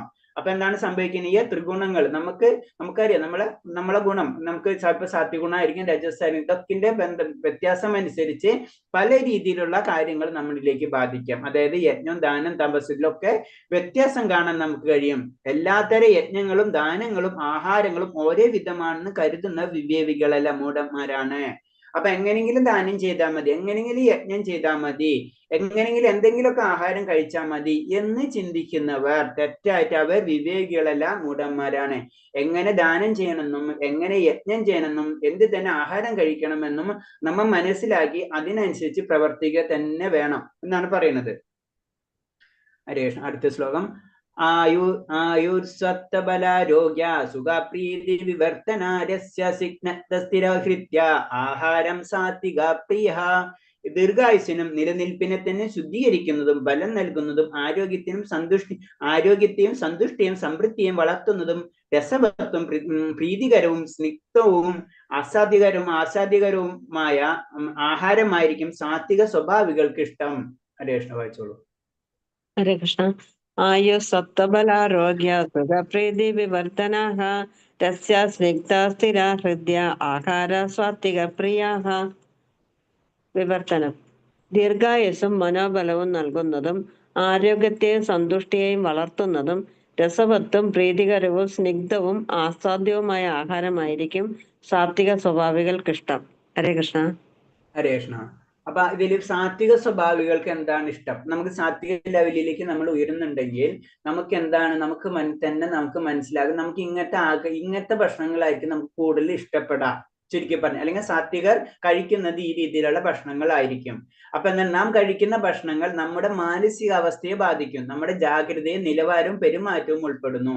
നാം കഴിക്കുന്ന ഭക്ഷണം നമ്മൾ എന്തുകൊണ്ടാണ്, നമ്മൾ പറഞ്ഞിട്ടുണ്ട് അല്ലെ, നമ്മൾ യമനിയമങ്ങൾ പാലിക്കണം, അങ്ങനത്തെ രീതിയിൽ ഭഗവാൻ അർപ്പിച്ചത് കഴിക്കാൻ പാടുള്ളൂ, ഇതൊക്കെ പറയുന്നതിന്റെ കാരണമുണ്ട്. കാരണം എന്താണ് പറഞ്ഞത്? നമ്മൾ കഴിക്കുന്ന ഭക്ഷണങ്ങൾ നമ്മുടെ മാനസിക അവസ്ഥയെ ബാധിക്കുന്നു. നമ്മൾക്കറിയാം, ഭഗവാന്റെ പ്രസാദം എന്ന് പറയുമ്പോൾ ഇൻഡയറക്റ്റ് ഭഗവാൻ പൂജിച്ചത് കാരണം കൊണ്ട് അത് ആത്മീയമായി മാറി. അതിലൊരു കർമ്മബന്ധനങ്ങൾ തന്നെ, എല്ലാ കർമ്മബന്ധനങ്ങളും തീരാണ് ചെയ്യുന്നത്. അല്ലെങ്കിൽ നമ്മൾ എല്ലാ കർമ്മബന്ധനത്തെ നമ്മൾ അങ്ങോട്ട് എടുക്കുകയാണ്, നമ്മൾ എല്ലാ കർമ്മബന്ധനം നമ്മൾ ഇങ്ങോട്ട് ഏറ്റെടുക്കുന്ന പോലെയാണ്. ഒന്ന്. രണ്ടാമത്തെ എന്ന് പറഞ്ഞാൽ നമ്മള് ഭക്ഷണം പാകം ചെയ്യുന്ന സമയത്ത് നമ്മുടെ മാനസിക അവസ്ഥ എന്നത് നമ്മളെ ശരീരത്തിനെ അടക്കം ബാധിക്കും. 3. ഈ ഭക്ഷണം തന്നെ രജോ ഗുണത്തിലുള്ള ഭക്ഷണം കഴിക്കുമ്പോൾ നമ്മുടെ സ്വഭാവം രജോ ഗുണത്തിലേക്കും അല്ലെങ്കിൽ താമസികമായിട്ടുള്ള ഭക്ഷണം കഴിക്കുമ്പോൾ ആ താമസിക ലെവലിലേക്കും നമ്മൾ താഴും. അത് കാരണം കൊണ്ടാണ് ഭക്ഷണത്തിന് വളരെയധികം പ്രാധാന്യം ഉണ്ടെന്ന് പറയുന്നത്. നമുക്കറിയാം, നമ്മള് നന്മയുടെ രീതിയിലുള്ള ഭക്ഷണം ആയുസ് വർദ്ധിപ്പിക്കും, ഒരാളുടെ അസ്തിത്വത്തെ ശുദ്ധീകരിക്കുകയും ശക്തിയും ആരോഗ്യം സന്തോഷവും സമൃദ്ധിയും നൽകുകയും ചെയ്യുന്നു. കാരണം നല്ല നന്മ ഭക്ഷണം, നല്ല ഭക്ഷണം എന്ന് പറഞ്ഞാൽ നന്മയാണ് അല്ലേ, നമ്മളിപ്പോ ഫോട്ടോയിൽ കാണിച്ചിരിക്കുന്ന പോലെ. അത് കഴിക്കുമ്പോൾ എന്താണ്, നമുക്ക് ആരോഗ്യം സന്തോഷവും സമൃദ്ധിയും നമുക്ക് ലഭിച്ചിരിക്കും. അതിന് ഉദാഹരണം പാലുൽപ്പന്ന, പഞ്ചസാര, അരി, ഗോതമ്പ്, പച്ചക്കറികൾ, പഴങ്ങൾ, പച്ചക്കറി, അത്തരം ഭക്ഷണം നന്മയുള്ള ആൾക്ക് പ്രിയപ്പെട്ടതാണ്. ഇങ്ങനത്തെയുള്ള ഭക്ഷണങ്ങൾ എന്താണ്, നന്മയുള്ള ആൾക്ക്, അല്ലാതെ ഇങ്ങനെ സാത്വികമാർക്ക് ഇത് ഇഷ്ടപ്പെടും. അല്ലെങ്കിൽ ഇങ്ങനത്തെ ഭക്ഷണം കഴിക്കുമ്പോഴും നമ്മൾ അറിയാതെ സാത്വിക ഗുണത്തിലേക്ക് നമ്മൾ ഉയരും. അടുത്ത ശ്ലോകം. അഫലാകാംക്ഷിഭിർയജ്ഞാ ഇച്ഛതേ സമാധായ സാത്വിക. പ്രഭുജി, 9ാമത്തെ ശ്ലോകമല്ലേ ഇനി വായിക്കേണ്ട? 9ാമത്തെ. ഞാൻ മാറിപ്പോയി. ഓക്കെ, താങ്ക് യു മാതാജി. തത്മളാലവണ തൃഷ്ണ രൂഷവിദാഹിന ആഹാര രാജസന്നിഷ്ടോ ദുഃഖ ശോകമയ പ്രദാം. കയ്പ്, പുളിപ്പ്, ഉപ്പ് രസം, കടുത്ത ചൂട്, എരിവ്, വരൾച്ച എന്നിവ കൂടുതലുള്ള ആഹാര പദാർത്ഥങ്ങൾ രാജസ സ്വഭാവികൾക്ക് ഇഷ്ടപ്പെടുന്നു. ഇത്തരം ഭക്ഷ്യങ്ങൾ ദുഃഖത്തിനും രോഗങ്ങൾക്കും വഴിവെക്കുന്നവയാണ്. രേഷ്മ വായിച്ചോളൂ. കഡു അമ്ല ലവണ തുഷ്ണ തീഷ്ണ രൂക്ഷ വിദാഹിനഃ ആഹാര രാജസശ്രേഷ്ഠാസു ദുഃഖശോകമയപ്രദാഹ. വിവർത്തനം. കയ്പ്, പുളിപ്പ്, ഉപ്പുരസം, കടുത്ത ചൂട്, എരിവ്, വരൾച്ച എന്നിവ കൂടുതലുള്ള ആഹാര പദാർത്ഥങ്ങളെ രാജസ സ്വഭാവികൾ ഇഷ്ടപ്പെടുന്നു. ഇത്തരം ഭക്ഷ്യങ്ങൾ ദുഃഖത്തിനും രോഗങ്ങൾക്കും വഴിവെക്കുന്നു അത്രേ. ഹരേ കൃഷ്ണ. രേഷ്മ, ഇനി ഭക്ഷണത്തിന്റെ കാര്യം തന്നെയാണ് ഇതിൽ പറഞ്ഞു പോകുന്നത്. ഇങ്ങനത്തെയുള്ള ഭക്ഷണം അമിതമായ കയ്പുള്ളതും പുളിച്ചതും ഉപ്പിട്ടതും ചൂടുള്ളതും കടുപ്പമുള്ളതും ഉണങ്ങിയതും എരിഞ്ഞതുമായിട്ടുള്ള ഭക്ഷണങ്ങൾ, ഇതൊക്കെയാണ് രാജസികമായിട്ടുള്ള സ്വഭാവികൾ ഇഷ്ടപ്പെടും എന്നാണ് പറഞ്ഞത്. അത്യാസക്തി രീതിയിലുള്ളവർക്ക് ഇവ പ്രിയപ്പെട്ടതാണ്. അത്യാസക്തി അല്ലെ, ആഗ്രഹങ്ങൾ വളരെ കൂടുതലുള്ള, അത് രാജസീയ സ്വഭാവികളാണ്. ആസക്തി കൂടുതലുള്ളവർക്ക്, അവർക്ക് ഇങ്ങനത്തെ ഭക്ഷണങ്ങൾ വളരെയധികം ഇഷ്ടപ്പെടും എന്നാണ് പറയുന്നത്. അവ ദുഃഖവും വിലാപവും രോഗവും ഉണ്ടാക്കുന്നു. ഇതിന്റെ പ്രശ്നം എന്ന് പറഞ്ഞ ഇങ്ങനത്തെ നമ്മൾ ഭക്ഷണങ്ങളാണ് നമ്മൾ കഴിക്കുന്നത് വെച്ച് കഴിഞ്ഞാൽ നമുക്ക് ദുഃഖവും വിലാപവും രോഗവും നമുക്ക് ഉണ്ടാവും. അത്യാസക്തി രീതിയിലുള്ള ഭക്ഷണം ആമാശയത്തിലെ കഫം കുറയ്ക്കുന്നതിലുള്ള ദുരിതത്തിന് കാരണമാകും. ഇത് രോഗത്തിലേക്ക് നയിക്കുന്നു. അപ്പൊ ഇതെന്താണ്, ഇതിങ്ങനെ ചെയ്യുമ്പോൾ എന്താണ്, നമ്മളെ ശരീരത്തിന് അത് ബാധിക്കും, അത് നമ്മളെ രോഗത്തിലേക്ക് കൊണ്ടുപോകും എന്നാണ് പറഞ്ഞത്. ഹരേഷ്ണ. അടുത്ത ശ്ലോകം. യദായാം ഗദാരസ്യം ഭൂതി പരിഷ്യതിം ചായതേ ഉച്ഛിഷ്ടമപി ചാമേദ്യം ഭോജനം താമസപ്രിയം. 3 മണിക്കൂറിന് മുന്നേ പാകം ചെയ്തതും സാധു നഷ്ടപ്പെട്ടതും ദുർഗന്ധമുള്ളതും ഉച്ഛിഷ്ടം തൊടാൻ കൈക്കൊള്ളാത്തതുമായ ഭക്ഷണങ്ങളെ താമസ സ്വഭാവികൾ ഇഷ്ടപ്പെടുന്നത്. രേഷ്ണ വായിച്ചോളൂ. യാതയാമംഗതരസം ഭൂതി പര്യൂഷിതം ചയത് ഉച്ഛിഷ്ടമപി ചാമേദ്യം ഭോജനം താമസപ്രിയം. വിവർത്തനം. 3 മണിക്കൂറിന് മുൻപ് പാകം ചെയ്തതും സാധു നഷ്ടപ്പെട്ടതും ദുർഗന്ധമുള്ളതും തലേന്നുണ്ടാക്കി വെച്ചതും ഉച്ഛിഷ്ടവും തൊടാൻ കൊള്ളാത്തതുമായ ഭക്ഷണങ്ങളെയാണ് താമസ സ്വഭാവികൾ ഇഷ്ടപ്പെടുന്നത്. ഹരേ കൃഷ്ണ. ഹരേ കൃഷ്ണ. അപ്പൊ ഇതില് പറഞ്ഞായ ഭക്ഷണത്തിന്റെ താമസ സ്വഭാവികളുടെ ഭക്ഷണത്തെ പറ്റിയാണ് പറയുന്നത്. അവർക്ക് എന്താണ് 3 മണിക്കൂർ മുന്നേ ഉണ്ടാക്കിയത്, അതായത് അത് ടേസ്റ്റും ഇതൊക്കെ നഷ്ടപ്പെട്ടിട്ടുണ്ടാവും, അതാണ് ചുരുക്കി പറയുന്നത്. അതുപോലെ തന്നെ ദുർഗന്ധമുള്ളത്, അതാണ് ഫോട്ടോഗ്രാഫിൽ കാണിച്ചിട്ടുള്ളത്, അഴുക്കായിട്ടുള്ളത്. അപ്പൊ അങ്ങനത്തെ ഭക്ഷണങ്ങളാണ് ഇവർക്ക് ഇഷ്ടപ്പെടുന്നത്. മാംസം, മദ്യം തുടങ്ങിയ അസ്പർശ്യങ്ങളായ ഭക്ഷ്യങ്ങളിൽ നിന്ന് വളരെ വ്യത്യസ്തമാണ് സാത്വിക ആഹാരങ്ങൾ. നമുക്കറിയാം, മാംസമായാലും മദ്യം ഇതൊക്കെ എന്ന് പറഞ്ഞാൽ താമസ സ്വഭാവങ്ങൾക്ക് ഇഷ്ടപ്പെടുന്നതാണ്.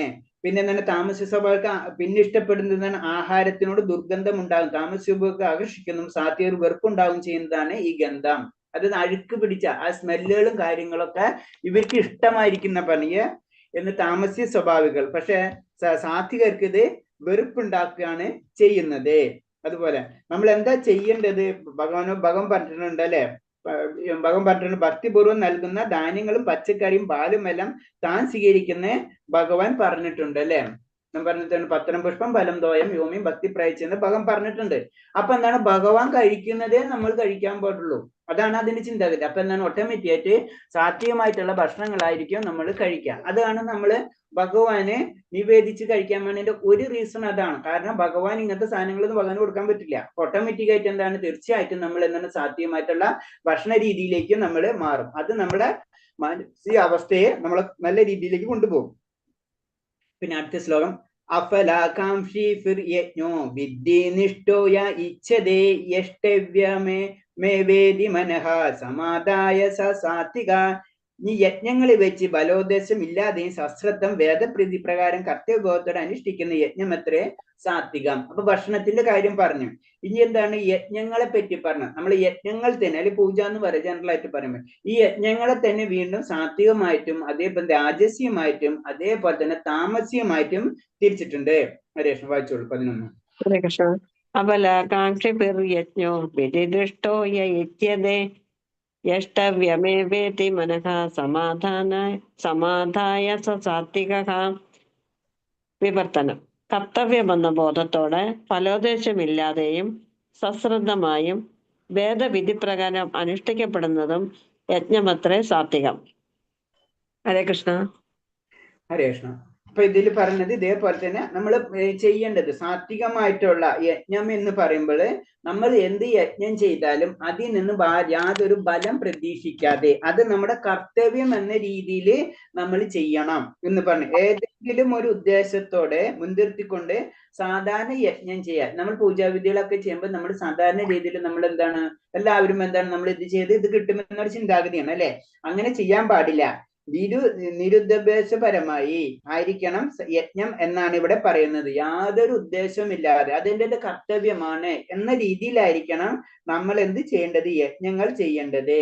കാരണം ഉദാഹരണം പറയണത് നമ്മൾ ക്ഷേത്രങ്ങളിൽ പോകും അല്ലെ. ഇപ്പൊ ക്ഷേത്രങ്ങളിൽ പോകുന്ന അവിടെ ഭൗതിക നേട്ടങ്ങളെ ലക്ഷ്യമാക്കിക്കൊണ്ടാണ് അനുഷ്ഠാനങ്ങൾ എന്ന് കാണാം. അതായത് സാധാരണ രീതിയിൽ ക്ഷേത്രം അപ്പൊ അങ്ങനെയല്ല ചിന്തിക്കേണ്ടത്. നമ്മൾ അതെന്താ ചെയ്യേണ്ടത്, നമ്മൾ ഭഗവാന്റെ അടുത്ത് പോകുന്നത് ഭഗവാനെ വന്ദിക്കാനും പൂക്കളും ഭക്ഷ്യങ്ങളും സമർപ്പിക്കാനും വേണ്ടിയായിരിക്കണം. നമ്മൾ എന്താണ് ക്ഷേത്രങ്ങളിൽ പോകുമ്പോ ഭഗവാനെ വന്ദിക്കുക, അതുപോലെ തന്നെ പൂക്കളും ഭക്ഷ്യങ്ങളും സമർപ്പിക്കാനും വേണ്ടി അതേ രീതിയിലായിരിക്കണം നമ്മള് ആ ക്ഷേത്രങ്ങളിൽ പോകേണ്ടത്, അല്ലെങ്കിൽ യജ്ഞങ്ങൾ ചെയ്യേണ്ടത്. ഭഗവത് പൂജനത്തിന് വേണ്ടി മാത്രമാണ് ക്ഷേത്ര ദർശനം. അതേ ഒരാളെ സാത്വിക ഗുണാവസ്ഥയിലാക്കും. അപ്പൊ എന്താണ് നമ്മള് ക്ഷേത്രങ്ങളിൽ പോണത് എന്തിനാണ്, അത് ഭഗവത് പൂജനത്തിന് വേണ്ടി മാത്രമായിരിക്കണം. അതേ രീതിയിലായിരിക്കണം നമ്മൾ ചെയ്യേണ്ടത്. അവിടെ ചെന്ന് ഭഗവാന്റെ കാര്യങ്ങൾ ചെയ്യുക എന്ന ചിന്താഗതി ആയിരിക്കണം. അതിനെയാണ് പറഞ്ഞ സാത്വികമായിട്ടുള്ള യജ്ഞം എന്ന് പറയുന്നത്. അടുത്ത ശ്ലോകം.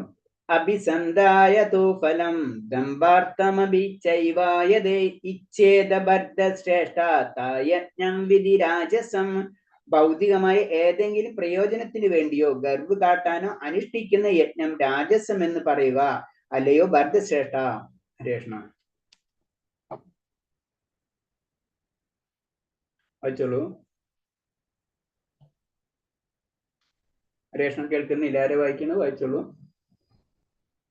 അൺമ്യൂട്ട് ചെയ്യും മകജി. ആരെ വായിക്കുന്നത്? അൺമ്യൂട്ട് ചെയ്ത് പ്രഭജി ഞാൻ. അഭിസംധായ തു ഫലം ദമ്പാർത്ഥമഭി ചൈവയത് ഇജ്യതേ ഭരതശ്രേഷ്ഠ തബ്യജ്ഞം വിദ്ധി രാജസം. വിവർത്തനം. ഭൗതികമായ ഏതെങ്കിലും പ്രയോജനത്തിന് വേണ്ടിയോ വൻപ് കാട്ടാനായോ അനുഷ്ഠിക്കപ്പെടുന്ന യജ്ഞം രാജസം എന്നറിയുക. അല്ലയോ ഭരതശ്രേഷ്ഠ. ഹരേ കൃഷ്ണ. ഹരേ കൃഷ്ണ. ഇത് ഇതുപോലെ തന്നെ ഇത്രേ ഉള്ളൂ. കാരണം എന്ന് വെച്ച് കഴിഞ്ഞാൽ രാജസം എന്ന് പറയുമ്പോൾ യജ്ഞ രാജസം അവരെ ചിന്താഗതി എന്ന് പറയുന്നത് അവരൊന്നില്ലെങ്കിൽ സ്വർഗീയ ലോകം കിട്ടുന്നതിനോ അല്ലെങ്കിൽ ഭൗതികമായിട്ടുള്ള പല ആഗ്രഹങ്ങൾ ലഭിക്കുന്നതിനോ അതിനൊക്കെ വേണ്ടിയിട്ട് ഈ ലോക സുഖങ്ങൾ അല്ലെ, ഈ ലോകത്തുള്ള സുഖങ്ങളും കിട്ടുന്നതിന് അങ്ങനെ അതിനൊക്കെ വേണ്ടിയായിരിക്കും അവര് യജ്ഞങ്ങൾ നടത്താറ്. ആ യജ്ഞങ്ങളെയാണ് നമ്മൾ രാജസ്യമായിട്ടുള്ള യജ്ഞങ്ങൾ. ചുരുക്കി പറഞ്ഞു കഴിഞ്ഞാൽ നമ്മൾ ഒരു യജ്ഞം ചെയ്യുമ്പോൾ, ഒരു പൂജ ചെയ്യുമ്പോൾ അതിന്റെ ബലം പ്രതീക്ഷിച്ചാണ് ചെയ്യുന്നതെങ്കിൽ തീർച്ചയായിട്ടും ആ യജ്ഞം രാജസികമായിട്ട് മാറും എന്നാണ് പറയുന്നത്. വിധിഹീനം സൃഷ്ടന്നം മന്ത്രഹീനം അധീക്ഷണം ശ്രദ്ധ വിരഹിതം യജ്ഞം താമസം പരിചർഷതേ. വേദോക്ത വിധികൾ അനുസരിക്കാതെയും പ്രസാദവിരണം, മന്ത്രോച്ചാരണം, പൂജാരികൾക്ക് ദക്ഷിണ എന്നിവയും കൂടാതെ വിശ്വാസമില്ലാതെയും ചെയ്യപ്പെടുന്ന യജ്ഞം തമോ ഗുണത്തിലുള്ളതാണ്. ഹരേ കൃഷ്ണ. വായിച്ചോളൂ. ഹരേ കൃഷ്ണ. വിധിഹീനമസൃഷ്ടാന്നം മന്ത്രഹീനമദക്ഷിണം ശ്രദ്ധാ വിരഹിതം യജ്ഞം താമസം പരിചക്ഷതേ. വിവർത്തനം. വേദോക്ത വിധികൾ അനുസരിക്കാതെയും പ്രസാദ വിതരണം, മന്ത്രോച്ചാരണം, പൂജാരിക്ക് ദക്ഷിണ എന്നിവ കൂടാതെയും വിശ്വാസമില്ലാതെയും ചെയ്യപ്പെടുന്ന യജ്ഞം തമോ ഗുണമുള്ളതാണ്. ഹരേ കൃഷ്ണ. ഹരേ കൃഷ്ണ. അപ്പൊ തമോ ഗുണത്തിനുള്ള പ്രത്യേകത, തമോ ഗുണത്തിലുള്ള യജ്ഞങ്ങളെ പറ്റി പറയണേ. നമ്മളൊരു പൂജാകർമ്മം ചെയ്യുമ്പോൾ പ്രസാദം വിതരണം ചെയ്യാതിരിക്കുക, വേദങ്ങളിൽ പറഞ്ഞിട്ടുള്ള രീതിയിൽ ചെയ്യാതിരിക്കുക, അതേപോലെ തന്നെ മന്ത്രങ്ങൾ ഉച്ചരിക്കാതിരിക്കുക, അങ്ങനത്തെ കാര്യങ്ങൾ. അതേപോലെ തന്നെ നമ്മൾ നാമജപം ചെയ്യാതിരിക്കുക, പൂജാരികൾക്ക് ദക്ഷിണ കൊടുക്കാതിരിക്കുക, വിശ്വാസം ഇല്ലാതെ ചെയ്യുക. ഇതൊക്കെ ഉള്ള യജ്ഞം തമോ ഗുണമാണ് എന്ന് പറഞ്ഞു. അപ്പൊ നമ്മൾ ചെയ്യുമ്പോൾ, ഏത് പൂജാകർമ്മങ്ങൾ ചെയ്യുമ്പോഴും ഇങ്ങനത്തെ കാര്യങ്ങളൊക്കെ ശ്രദ്ധിക്കണം. പൂജാരിക്ക് ദക്ഷിണ കൊടുക്കണം, പ്രസാദ വിതരണം ചെയ്യണം, മന്ത്രം ഉച്ചരിക്കണം, ചെയ്യുന്ന കർമ്മങ്ങളൊക്കെ വേദങ്ങൾക്ക് അനുസരിച്ചായിരിക്കണം. അല്ലെങ്കിൽ അത് തമോ ഗുണത്തിലേക്ക് പോകും. ജനങ്ങൾ ധനസമ്പാദനത്തിന് ചില ദേവന്മാരെ ആരാധിക്കുകയും നേടിയ സമ്പത്ത് വൈദികങ്ങളെ അവഗണിച്ച് സുഖഭോഗങ്ങൾക്കായി ഉപയോഗിക്കുകയും ചെയ്യുന്നു. സാധാരണ രീതിയിൽ പറയുന്നത് നമുക്ക് കുറെ അങ്ങനത്തെ കാര്യങ്ങളൊക്കെ ചെയ്യുമ്പോൾ നമുക്ക് ചിലപ്പോൾ എന്ത് സംഭവിക്കും, നമുക്ക് പല കാര്യങ്ങളിൽ ഗുണം കിട്ടും. അത് തന്നെ നമ്മൾ നമ്മുടെ കാര്യത്തിന് മാത്രം ഉപയോഗിക്കുക. അതൊക്കെ തെറ്റാണ് എന്നാണ് പറയുന്നത്. ദേവം ദ്വിജഗുരു പ്രാജ്ഞ പൂജനം സബ്ജമാർജവം ബ്രഹ്മചര്യമഹിംസ ശരീരം തവ ഉച്ചതേ. പരംപുരുഷൻ, ബ്രാഹ്മണൻ, അധ്യാത്മികാചാര്യൻ, മാതാപിതാക്കൾ തുടങ്ങിയ ഉന്നതർ എന്നിവരെ ആരാധിക്കാൻ ദേഹശുദ്ധി, ലാളിത്യം, ബ്രഹ്മചര്യം, അഹിംസ എന്നിവയ്ക്ക് ശാരീരികമായിട്ടുള്ള തപസ് എന്ന് പറയുന്നു. ഹരേ കൃഷ്ണ, വായിച്ചോളൂ. ഹരേ കൃഷ്ണ. ദേവദിജ ഗുരു പ്രാജ്ഞ പൂജനം ശൗചമാർജവം ബ്രഹ്മചര്യമഹിംസ ശാരീരം തപ ഉച്യതേ. വിവർത്തനം. പരമപുരുഷൻ, ബ്രാഹ്മണൻ, ആധ്യാത്മിക ആചാര്യന്മാർ, മാതാപിതാക്കൾ, ജ്ഞാനികൾ എന്നീ പൂജ്യജനത്തെ ആരാധിക്കൽ ദേഹശുദ്ധി, ലാളിത്യം, ബ്രഹ്മചര്യം, അഹിംസ എന്നിവയെ ശാരീരികമായ തപസ് എന്ന് പറയുന്നു. ഹരേ കൃഷ്ണ. ഹരേ കൃഷ്ണ. അപ്പൊ നമ്മൾ ഈ യജ്ഞവും കഴിഞ്ഞു, ഭക്ഷണ രീതിയും പറഞ്ഞു, ആഹാരവും കഴിഞ്ഞു, യജ്ഞത്തിനെയും പറഞ്ഞു. ഇനി എന്താ പറഞ്ഞത്? തപസ്സിനെ പറ്റി പറയണം. തപസ്സിനെ പറ്റി പറയുമ്പോൾ ശാരീരികമായിട്ടുള്ള തപസ്സിനെ പറ്റി പറയുന്നത്. അപ്പൊ ശാരീരികമായിട്ടുള്ള തപസ് എന്ന് പറയുമ്പോൾ പരംപുരുഷൻ, ബ്രാഹ്മണൻ, അധ്യാത്മികാചാര്യർ, മാതാപിതാക്കൾ തുടങ്ങിയ ഉന്നതർ എന്നിവരെ ആരാധിക്കുക. ദേഹശുദ്ധി, ലാളിത്യം, ബ്രഹ്മചര്യം, അഹിംസ എന്നിവ ശാരീരികമായിട്ടുള്ള തപസ് എന്ന് പറയുന്നു. അപ്പൊ നമ്മള് ചില കാര്യങ്ങൾ നമ്മൾ ശുചിത്വം സ്വീകരിച്ചിരിക്കണം, അല്ലെ? ലാളിത്യം ഉണ്ടായിരിക്കണം. അതേപോലെ തന്നെ ഇതൊക്കെയാണ് നമ്മൾ തപസ് കൊണ്ട് ഉദ്ദേശിക്കുന്നത്. അതേപോലെ തന്നെ ആത്മീയ ആചാര്യന്മാരെ നമ്മൾ വന്നിച്ചിരിക്കണം, ബ്രാഹ്മണരെ വന്നിച്ചിരിക്കണം, പരംപുരുഷനെ വന്നിച്ചിരിക്കണം, മാതാപിതാക്കളെ നമ്മൾ വന്നിച്ചിരിക്കണം, അവരെ ആരാധിക്കണം. ഇങ്ങനെ ചെയ്യുമ്പോഴാണ് നമ്മൾ അതിന് ശാരീരികമായിട്ടുള്ള തപസ് എന്ന് പറയുന്നത്. ഈശ്വരനെയും മറ്റു ദേവന്മാരെയും വിശിഷ്ട ബ്രാഹ്മണനെയും അധ്യാത്മിക ഗുരുവിനെയും മാതാപിതാക്കളെയും വേദജ്ഞാനമുള്ള ഏവരെയും ആദരിക്കുക അഥവാ ആദരിക്കാൻ ശീലിക്കുന്നത് എല്ലാവരുടെയും കടമയാണ്. ഇങ്ങനെ ചെയ്യുമ്പോഴാണ് നമ്മളായ നിയമം പാലിക്കുകയാണ് ചെയ്യുന്നത്. അങ്ങനെ വരുമ്പോഴാണ് നമ്മൾ അതിനെ ശാരീരികമായിട്ടുള്ള തപസ് എന്ന് പറയുന്നത്. നമ്മൾ ശരീരം കൊണ്ടാണ് ചെയ്യുന്നത്, അല്ലെ? ശരിക്കും എല്ലാ കാര്യങ്ങളും. അപ്പൊ നമുക്ക് ഇഷ്ടമല്ലെങ്കിലും നമ്മൾ അത് ചെയ്തേ തീർത്തേ പറ്റൂ. അതാണ് എല്ലാവരുടെയും കടമയാണ് എന്ന് പറയുന്നത്. ആ കടമ നമ്മൾ തീർച്ചയായിട്ടും നിർവഹിച്ചിരിക്കണം. പെരുമാറ്റത്തിൽ ലാളിത്യം പുലർത്തണം. വേദവിഹിതമല്ലാതെ ഒരു കർമ്മവും ചെയ്തുകൂടാ. വൈവാഹിക ജീവിതത്തിന് പുറത്തുള്ള ലൈംഗിക ബന്ധം പുലർത്താൻ പാടില്ല. വൈഹികമായ ലൈംഗിക ബന്ധം മാത്രമേ വേദങ്ങൾ അംഗീകരിച്ചുള്ളൂ. ഇതിനെയാണ് ബ്രഹ്മചര്യം എന്ന് പറയുന്നത്. ഈ വിവരിച്ചാണ് ശാരീരികമായ തപശ്ചര്യകൾ. നമുക്കറിയാം, നമ്മൾ നിയമത്തില്ല ഒരെണ്ണം തപസ്, അങ്ങനത്തെ അതിന് പരിശുദ്ധി, ഇതൊക്കെ അതിനോട് ബന്ധപ്പെട്ട് വരുന്ന കാര്യങ്ങളാണ്. അപ്പോൾ അവിടെ ശാരീരികമായിട്ടുള്ള തപസ് എന്ന് പറയുമ്പോൾ നമ്മൾ എന്താ മെയിൻ ആയിട്ട് പറയുന്നത്? എന്താണ്? ദേഹശുദ്ധി, ലാളിത്യം, ബ്രാഹ്മണരെ ആചരിക്കുക, ഇങ്ങനത്തെ ഒക്കെ കാര്യങ്ങൾ കറക്റ്റായിട്ട് ചെയ്യേണ്ട ചില കാര്യങ്ങളുണ്ട് നമ്മുടെ ജീവിതത്തിൽ. അത് ചെയ്തിരിക്കണം. അതാണ് ശാരീരികമായിട്ടുള്ള തപസ് എന്ന് പറയുന്നത്. അടുത്ത ശ്ലോകം. അനുദ്യോഗകരം വാക്യം സത്യം പ്രിയഹിതം ചായത് സ്വാധ്യാഭ്യാസനം ചെയ്വ വാഗ്മയം തപ ഉച്യതേ. സത്യവും പ്രയോജനകരവും കേൾക്കുന്നവർക്ക് ഉദ്യോഗം ഉണ്ടാക്കാത്തതും ഹിതകരവുമായ സംഭാഷണം പതിവായുള്ള വേദോച്ചാരണവുമാണ് വാഗ്മയമായിട്ടുള്ള തപസ്. ഹരേഷ്ണ, വായിച്ചോളൂ. വായിക്കും അതേജ്. ഹരേ കൃഷ്ണ. അനുദ്വേഗകരം വാക്യം സത്യം പ്രിയഹിതം ചയത് സാധ്യാഭ്യസനം ചൈവ വാഗ്മയം തപ ഉച്യതേ. വിവർത്തനം. സത്യവും കേൾക്കുന്നവർക്ക് ഉദ്വേഗമുണ്ടാക്കാത്തതും ഹിതകരവുമായ സംഭാഷണവും വേദമന്ത്രോച്ചരണവുമാണ് വാക്കിനെ സംബന്ധിച്ചിടത്തോളം തപസ്. ഹരേ കൃഷ്ണ. ഹരേ കൃഷ്ണ. ഒന്ന് നമ്മൾ ശാരീരികമായിട്ടുള്ള തപസ് പറഞ്ഞു. ഇന്ന് വാഗ്മയമായിട്ടുള്ള വാക്കുകൊണ്ട് നമ്മൾ എന്താണ് ചെയ്യേണ്ടതെന്ന് പറഞ്ഞു. നമ്മൾ സംസാരിക്കുമ്പോൾ വളരെയധികം ശ്രദ്ധിച്ച് സംസാരിക്കണം. വളരെ ഇങ്ങനെ അനാവശ്യമായിട്ട് നമ്മൾ സംസാരിക്കരുത് എന്ന് പറഞ്ഞു. നമ്മൾ സത്യവും അതേപോലെ പ്രയോജനകരവുമായിരിക്കണം. നമ്മൾ സംസാരിക്കുമ്പോൾ അത് സത്യമായിരിക്കണം, പ്രയോജനകരവുമായിരിക്കണം. അത് നമുക്ക് നമ്മൾ വെറുതെ അങ്ങോട്ടും ഇങ്ങോട്ടും സംസാരിച്ചിട്ട് കാര്യമില്ല. അതിലെന്താ ഔട്ട്പുട്ട്, അതിന്റെ ഗുണം എന്താണ്, അതേ രീതിയിലായിരിക്കണം നമ്മൾ സംസാരിക്കേണ്ടത്. പിന്നെ എന്താണ്? മറ്റുള്ളവർക്ക് ഹിതകരം, ആ കേൾക്കുന്നവർക്ക് ഹിതകരമായിരിക്കണം. പിന്നെന്താണ്? വാഗ്മയം പറയുമ്പോൾ വേദോച്ചാരണം അത് നമ്മൾ കൊണ്ടുവരണം. വേദോച്ചാരണം എന്ന് പറയുമ്പോൾ നാമജപം നമുക്ക് വേണമെങ്കിൽ പറയാം. അപ്പൊ ഇതൊക്കെ ചെയ്യുന്നതാണ് വാഗ്മയമായിട്ടുള്ള തപസ് എന്ന് പറയുന്നത്. അതിനൊരു ഉദാഹരണം പറയുന്നത്, ഒരു അധ്യാപകൻ സംസാരിക്കുമ്പോൾ തന്റെ വിദ്യാർത്ഥികളുടെ ഉപദേശത്തിനായി സത്യം സംസാരിക്കാൻ കഴിയും. കാരണം ഒരു അധ്യാപകൻ എന്താണ്? തന്റെ വിദ്യാർത്ഥികളോട് സത്യമല്ലേ പറയുള്ളൂ. അങ്ങനെ ആയിരിക്കണം നമ്മൾ സംസാരിക്കേണ്ടത്. എന്നാൽ അത്തരം ഒരു അധ്യാപകൻ തന്റെ വിദ്യാർത്ഥികളെല്ലാവരോട് അവരുടെ മനസ്സിനെ പ്രബോധിക്കുകയാണെങ്കിൽ സംസാരിക്കരുത്. അപ്പൊ വീണ്ടും പറയുന്ന, അധ്യാപകൻ തന്റെ വിദ്യാർത്ഥികളല്ലാത്തവരോട്, വേറെ വ്യക്തികളോട് സംസാരിക്കുന്നേക്കുക, ശിഷ്യന്മാരല്ലാത്തവരോട് സംസാരിക്കുകയാണെന്ന് വെച്ച് കഴിഞ്ഞാൽ അവരെ പ്രകോപിക്കുന്ന രീതിയിൽ നമ്മൾ സംസാരിക്കരുത് എന്നാണ് പറയുന്നത്.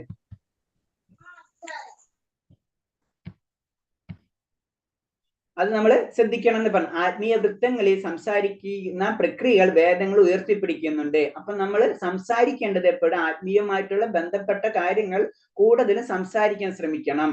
താൻ പറയുന്നതിന് സഹായം ചെയ്യാൻ ഒരാൾ ഉടനെ തന്നെ വേദഗ്രന്ഥങ്ങളിൽ നിന്ന് ഉദ്ധരിക്കണം.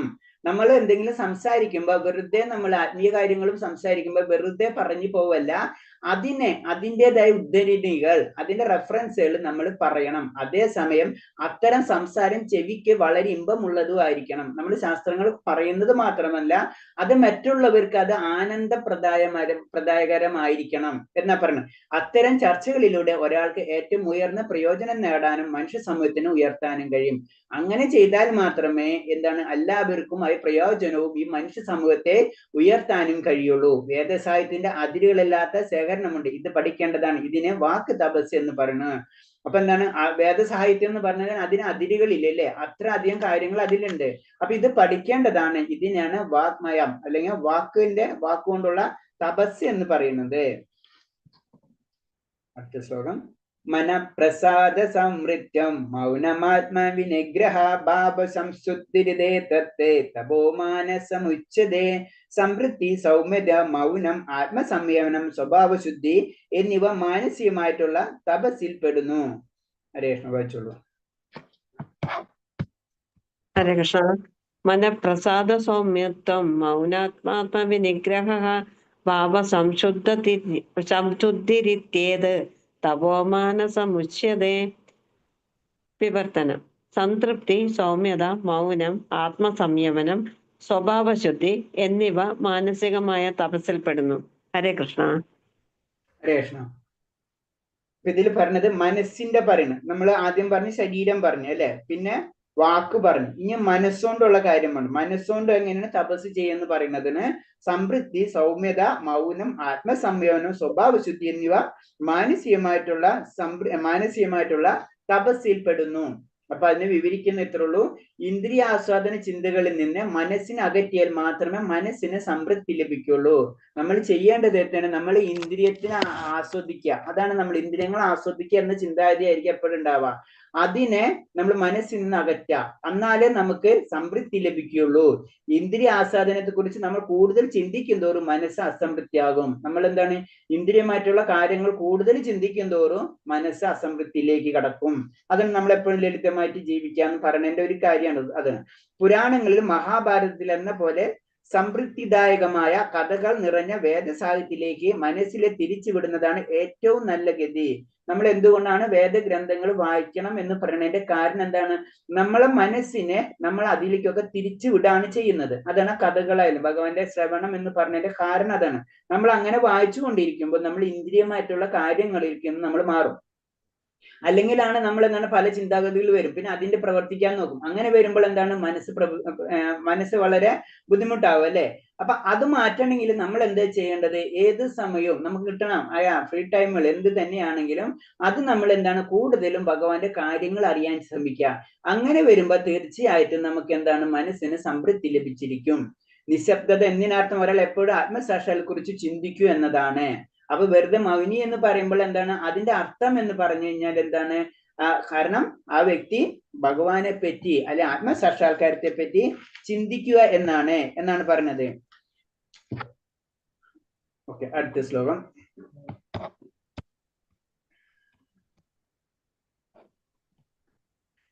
അപ്പൊ ഇത് 3 കഴിഞ്ഞ് അടുത്തത്. അപ്പൊ നമ്മൾ ഏതൊക്കെ പറഞ്ഞത്? തപസ്സിന്റെ 3 തരം: ശാരീരമായിട്ടുള്ള തപസ്, അതുപോലെ തന്നെ വാഗ്മയം, അതേപോലെ തന്നെ മനസ്സുകൊണ്ടുള്ള തപസ് അല്ലെ. ഇനി അടുത്ത് പറയുന്നത് എന്താണ്? സാത്വികം, അനുഷ്ഠാനം. ഓക്കെ. ശ്രദ്ധയാ പരയം തപ്തം തപസ്ത്രിവിധം നരേ അഫലകാംക്ഷിർ യുക്തേ സാത്വികം പരിചർഷതേ. ഹരേ വായിച്ചോളൂ. ഹരേ കൃഷ്ണ. ശ്രദ്ധയാ പരയാ തപ്തം തപസ്ത്രിവിധം നരൈഹി അവലാകാംക്ഷിഭിർയുക്തൈ സാത്വികം പരിചക്ഷതേ. വിവർത്തനം. ഈ 3 വിധം തപസ്സും ആധ്യാത്മിക വിശ്വാസത്തോടെയും ഭൗതിക നേട്ടങ്ങളെ ആഗ്രഹിക്കാതെയും പരമപുരുഷന് വേണ്ടി മാത്രം അനുഷ്ഠിച്ചു പോന്നാൽ സാത്വികമെന്ന് പറയാം. ഹരേ കൃഷ്ണ. ഹരേകൃഷ്ണൻ. അപ്പൊ ഈ സാത്വികത്തിന് ഒന്നും കൂടെ പറയും. തപസ് നമ്മൾ 3 നേരം തപസ് പറഞ്ഞെങ്കിലും ഈ തപസ് എന്താ ചെയ്യേണ്ടത്? ഈ 3 നേരം സാത്വികമായിട്ടുള്ള തപസ് നമുക്ക് കറക്റ്റ് ആയിട്ട് പറഞ്ഞെങ്കിൽ എന്ത് ചെയ്യണം? അത് ഭഗവാന് വേണ്ടി നമ്മൾ ആത്മീയ വിശ്വാസത്തോടും ഭൗതിക നേട്ടങ്ങൾ ആഗ്രഹിക്കാൻ പരംപുരുഷന് വേണ്ടി മാത്രം അനുഷ്ഠിച്ചു പോന്നാൽ അത് സാത്വികമായി എന്ന് പറയുന്നത്. നമ്മൾ ഈ പറഞ്ഞ കാര്യങ്ങള് പരംപുരുഷന് വേണ്ടി നമ്മൾ പരമപുരുഷന് വേണ്ടി അനുഷ്ഠിക്കണം, എന്നാലേ അതിനെ സാത്വികമായിട്ടെന്ന് പറയാൻ പറ്റുള്ളൂ. അപ്പൊ സാത്വികമായിട്ടുള്ള 3 കാര്യങ്ങൾ നമ്മൾ പറഞ്ഞു, ശാരീരികമായിട്ടും മാനസികമായിട്ടും അത് വാക്കുകൊണ്ടും. ഈ 3 കാര്യങ്ങൾ എന്ത് ചെയ്യണം? ഭഗവാൻ പരംപുരുഷന് വേണ്ടി നമ്മൾ അനുഷ്ഠിച്ചിരിക്കണം എന്നാണ് പറയുന്നത്. അടുത്തത് രസത്കാരമന പൂജാർത്ഥം തപോദംബേന ചൈവായത് ക്രിയതേ തദിഹം പ്രോക്തം രാജസം ചലമധ്രുവം. ബഹുമതിയും ആരാധനയോ നേടാൻ അഹങ്കാരം കൊണ്ട് ചെയ്യപ്പെടുന്ന തപസ് രാജസമാണ്, ക്ഷണികവും അനിശ്ചിതവുമാണ്. അതേ ഹരേകൃഷ്ണ വായിച്ചോളൂ. സത്കാരമാന പൂജാർത്ഥം തപോദംബേന ചൈവയത് ക്രിയതേ തദിഹ പ്രോക്തം രാജസം ചലമധ്രുവം. വിവർത്തനം. ബഹുമതിയും ആരാധനയും നേടാനോ അഹങ്കാരം കൊണ്ടോ ചെയ്യപ്പെടുന്ന തപസ് രാജസമാണ്, ക്ഷണഭങ്കുരമാണിത്. ഹരേ കൃഷ്ണ. ഹരേകൃഷ്ണൻ. അപ്പൊ ഇനി രാജസ്യമായിട്ടുള്ള തപസ്സിനെ പറ്റിയാണ് പറയുന്നത്. രാജസ്യം ഇപ്പൊ നമ്മൾ ഇത്രയും പറഞ്ഞത് താമസികമായിട്ടുള്ള തപസ്. രാജസ്യമായിട്ടുള്ള തപസ് എന്ന് പറയുമ്പോൾ അവർ ചെയ്യുന്നത് എന്തിനു വേണ്ടിയായിരിക്കും? ബഹുമതിക്ക് കിട്ടാൻ വേണ്ടിയായിരിക്കും. ആരാധന നേടാനോ അഹങ്കാരം കൊണ്ട് ചെയ്യപ്പെടുത്തിയ തപസ് ക്ഷണികവും അനിശ്ചിതവുമാണ്. അത് കുറച്ചു നേരത്തേക്ക് മാത്രമേ നിലനിൽക്കുള്ളൂ. അതാണ് പറയുന്നത്. അപ്പൊ എന്താണ് പറയുന്നത്? രജോ ഗുണ പ്രധാനികൾ ആശ്രിതന്മാരെ കൊണ്ട് പൂജ ചെയ്യിപ്പിക്കുകയും കാൽ കഴിപ്പിക്കുകയും അവരിൽ നിന്ന് ധനം വാങ്ങുകയും ചെയ്യുന്നു. അപ്പൊ അവർക്ക് വേണ്ടിയിട്ടാണ് പല കാര്യങ്ങൾ അവര് ചെയ്തുകൊണ്ടിരിക്കുക. അതിനുവേണ്ടി അവർ പൈസ കൊടുക്കും, അതൊക്കെ ചെയ്യും. എന്നിട്ട് അവരെ കൊണ്ട് ചെയ്യിപ്പിക്കും. അപ്പൊ മറ്റുള്ളവരെ ആകർഷിപ്പിക്കുക, അങ്ങനെയുള്ള കാര്യങ്ങൾക്ക് വേണ്ടി അവർ സമയം കണ്ടെത്തും, അല്ലെങ്കിൽ അതിനു വേണ്ടിയിട്ടുള്ള കാര്യങ്ങൾ അവർ ചെയ്തുകൊണ്ടിരിക്കും. അതാണ് ശരിക്കും എന്ന് പറയുന്നത് തപസ് എന്ന് പറയുന്നത്. അപ്പൊ അതിനു വേണ്ടി ചില കാര്യങ്ങൾ അവർ ചെയ്യണം, അല്ലെ? ചെയ്യാതെ പറ്റില്ല. അതിന് പറയുന്ന പേരാണ് താമസികമായിട്ടുള്ള രാജസീയമായിട്ടുള്ള തപസ് എന്ന് പറയുന്നത്. അടുത്തത് മൂഢാഗ്രാഹേണാത്മനോ യത് പീഡയാ ക്രിയതേ തപ പരസ്യോസ്തനാർത്ഥം വാ തദാത്മാ സമുദ്ധാഹൃതം. മൂഢബുദ്ധി മൂലം സ്വയം പീഡനം അനുഭവിച്ചോ അന്യരെ പരിക്കേൽപ്പിക്കാനോ നശിപ്പിക്കാനോ ഉദ്ദേശിക്കപ്പെടുന്ന തപസ് തമോ ഗുണപ്രധാനമാണ്. ഹരേ കൃഷ്ണ. ഹരേ കൃഷ്ണ. മൂഢഗ്രാഹേണാത്മനോ യത് പീഡയാ ക്രിയതേ തപ പരസ്യോസാധനാർത്ഥം വാ തത്താമസമുദാഹൃതം. വിവർത്തനം. അന്ധവിശ്വാസം മൂലം സ്വയം പീഡനം അനുഭവിച്ചോ അന്യരെ നശിപ്പിക്കാൻ ഉദ്ദേശിച്ചോ ചെയ്യപ്പെടുന്ന തപസ് തമോ ഗുണപ്രധാനമാണ്. ഹരേ കൃഷ്ണ. ഹരേ കൃഷ്ണ. അപ്പൊ ഇതിൽ പറയുന്നത് ഇത്രേ ഉള്ളൂ. കാരണം എന്ന് വെച്ച് കഴിഞ്ഞാൽ സ്വയം പീഡിപ്പിക്കുക, അന്യരെ പരിക്കേൽപ്പിക്കുക, നശിപ്പിക്കുക, ഇതൊക്കെ അങ്ങനെ ചിന്തിച്ച് നമ്മൾ പ്രവർത്തിക്കുന്ന കാര്യങ്ങളെല്ലാം അതൊക്കെ താമസികമായിട്ടുള്ള തപസ്സിലാണ് പെടുക എന്ന് പറഞ്ഞു. മറ്റുള്ളവരെ ഉപദ്രവിക്കാൻ വേണ്ടി പല കാര്യങ്ങളും നമ്മൾ ചെയ്യുക, അതിനുവേണ്ടി നമ്മൾ സമയം കണ്ടെത്തുക, അതിനുവേണ്ടി നമ്മൾ ശരീരം ഉപയോഗിക്കുക, നമ്മുടെ മനസ്സിന് ഉപയോഗിക്കുക, നമ്മുടെ വാക്കിന് ഉപയോഗിക്കുക. അങ്ങനെ ചെയ്യുകയാണെങ്കിൽ ആ തപസ്സിനെ തമോ ഗുണ തപസ് എന്ന് പറയും. അതിന് ഉദാഹരണം പറയുന്നത് ഹിരണ്യകശിപിനെ പോലുള്ള അസുരന്മാർ അനുസരം നേടാനും ദേവന്മാരെ ഹിംസിക്കാനും വേണ്ടി അനുഷ്ഠിച്ച വിഡ്ഢിത്തമാർന്ന കഠിന വൃത്തങ്ങൾ പ്രസിദ്ധമാണല്ലോ. കാരണം അവര് വളരെയധികം ഇത് ചെയ്തിട്ടാണ്, അല്ലെ? നമുക്കറിയാം ഹിരണ്യകശിപു അത്രയധികം തപസ്സൊക്കെ ചെയ്തിട്ടാണ് ആരാണ് ബ്രഹ്മാവിനെ തപസ് ചെയ്തിട്ട് അല്ലെ വരൊക്കെ നേടുന്നത്, നമുക്കറിയാത്. അപ്പൊ എന്താണ് അത് നേടിയിട്ട്, എന്നിട്ട് അങ്ങനെ നേടിയിട്ട് എന്താണ് ലാസ്റ്റ് അയാൾ വധിക്കപ്പെടുകയും ചെയ്തു. അതാണ് അസാധ്യമായ കാര്യങ്ങൾക്ക് വേണ്ടി കഠിന വൃത്തങ്ങൾ ഏർപ്പെടുന്നവർ തമോ ഗുണ സ്വഭാവികൾ തന്നെ. അസാധ്യമായിട്ട് ഒരിക്കലും നടക്കാത്ത കാര്യത്തിനെ പറ്റി നമ്മൾ പ്രയത്നിച്ചു കൊണ്ടിരിക്കുക. അതൊക്കെ എന്താണ് സംഭവം? അതൊക്കെ ശരിക്കും പറഞ്ഞു കഴിഞ്ഞാൽ താമസികമായിട്ടുള്ള തപസ് എന്നാണ് പറയുന്നത്. അടുത്ത ശ്ലോകം. തഥാ വ്യാമിതിയദാനം പ്രിയതേ അനുപകാരിണി ദേശേ കാലം ച പാത്രം ച തദാനം സാത്വികം സ്മൃതം. കർത്തവ്യബോധത്തോടെ പ്രതിഫലിച്ച കൂടാതെയും ഉചിതമായ സ്ഥലത്ത് വെച്ച് വേണ്ടുന്ന കാലത്ത് അർഹിക്കുന്ന വ്യക്തിക്ക് ചെയ്യപ്പെടുന്ന ദാനം സാത്വികമാണ്. ഇനി നമ്മൾ ഇത്രയും കഴിഞ്ഞ് തപസ്സിനെ പറ്റി കഴിഞ്ഞു. നമ്മൾ ആദ്യം ആഹാരത്തെ പറ്റി സംസാരിച്ച്, പിന്നെ യജ്ഞങ്ങളെ പറ്റി തപസ്സിനെ സംസാരിച്ച്, പിന്നെ തപസ്സിനെ പറ്റി സംസാരിച്ച്, ഇനി ദാനത്തെ പറ്റി സംസാരിക്കാണ്. അപ്പൊ ദാനം ഇതൊക്കെ എന്താണ്? ഈ എല്ലാ കാര്യങ്ങളും നമ്മുടെ രജോ തമോ സാത്യ ഗുണങ്ങളായിട്ട് ബന്ധപ്പെട്ടിരിക്കും. അപ്പൊ താമസ്യ ഗുണമുള്ളവർ അതേ രീതിയിലുള്ള കാര്യങ്ങൾ ചെയ്യും, രാജസ്യ ഗുണമുള്ളവർ അതേ രീതിയിലുള്ള കാര്യങ്ങൾ ചെയ്യും. അപ്പൊ ഇവിടെ പറയുന്നത് എന്താണ്? ദാനം എന്ന് പറയുമ്പോൾ നമ്മൾ എങ്ങനെ ചെയ്യേണ്ടത്? കർത്തവ്യബോധത്തോടെ അത് ഞാൻ ചെയ്യേണ്ട കാര്യമാണെന്നും അതിൽ നിന്നൊരു പ്രതിഫലം ഇച്ഛിക്കാതെയും ഉചിതമായിട്ടുള്ള സ്ഥലത്തും വേണ്ടുന്ന കാലത്ത് അർഹിക്കുന്ന വ്യക്തികൾക്ക് ചെയ്യപ്പെടുന്ന ദാനമാണ് സാത്വികം എന്ന് പറയുന്നത്. അപ്പൊ അതിന് ഉദാഹരണങ്ങൾ പറഞ്ഞാണ്, പുണ്യസ്ഥലങ്ങളിൽ വെച്ചോ സൂര്യചന്ദ്ര ഗ്രഹണ മുഹൂർത്തങ്ങളിലോ മാസാന്ത്യത്തിലോ ഒരു വിശിഷ്ട ബ്രാഹ്മണനോ വൈഷ്ണവനോ ദാനം ചെയ്യണം. നമ്മളെ കൊണ്ട് ചെയ്യാവുന്ന കാര്യങ്ങൾ. കാരണം എന്താണ്? വിശിഷ്ട ബ്രാഹ്മണനും വൈഷ്ണവരും എന്താണ്? അവരെ ജീവിതം ഭഗവാന് സമർപ്പിച്ചിരിക്കുന്നവരാണ്. അവര് നമ്മളെ പോലെ ഗൃഹസ്ഥരല്ല അല്ലെ. അവർക്ക് അങ്ങനത്തെ രീതിയിലുള്ള കാര്യങ്ങൾ നമ്മളാണ് ചെയ്തു കൊടുക്കേണ്ടത്. അതാണ്. അപ്പൊ അവർക്ക് കൊടുക്കുന്നത് ഭഗവാന് തുല്യാണത്. അതാണ് നമ്മൾ എപ്പോഴും മനസ്സിലാക്കേണ്ടത്. ക്ഷേത്രങ്ങളിൽ വെച്ചിട്ടുള്ള ദാനവും പ്രശസ്തമാണ്. ദാനം ചെയ്യുമ്പോൾ പ്രതിഫലം ഒരിക്കലും പ്രതീക്ഷിക്കാൻ പാടില്ല. പാവങ്ങൾക്ക് അനുകമ്പയാൽ ചെയ്യുന്ന ദാനവും ഉചിതമാണ്. പാവങ്ങൾക്ക് കൊടുക്കണം. അപ്പൊ പാവം ആരാണെന്ന് നമ്മൾ അന്വേഷിക്കണം. എന്നാൽ ദരിദ്രന ആൾക്ക് അർഹതയില്ലെങ്കിൽ ദാനം ആ ദാതാവിന്റെ ആത്മീയ പുരോഗതിക്ക് സഹായകമാവില്ല. അപ്പൊ അർഹതയില്ലാത്തൊരു വ്യക്തിക്കാണ് നമ്മൾ അത് കൊടുക്കുന്ന വെച്ച് കഴിഞ്ഞാൽ നമ്മളെ ആത്മീയ പുരോഗതിക്ക് അത് സഹായമാവില്ല. വിവേചനമില്ലാത്ത ഔദാര്യത്തെ വൈദ്യഗ്രന്ഥങ്ങൾ അനുകൂലിക്കുന്നില്ല. അപ്പൊ എന്താണ്?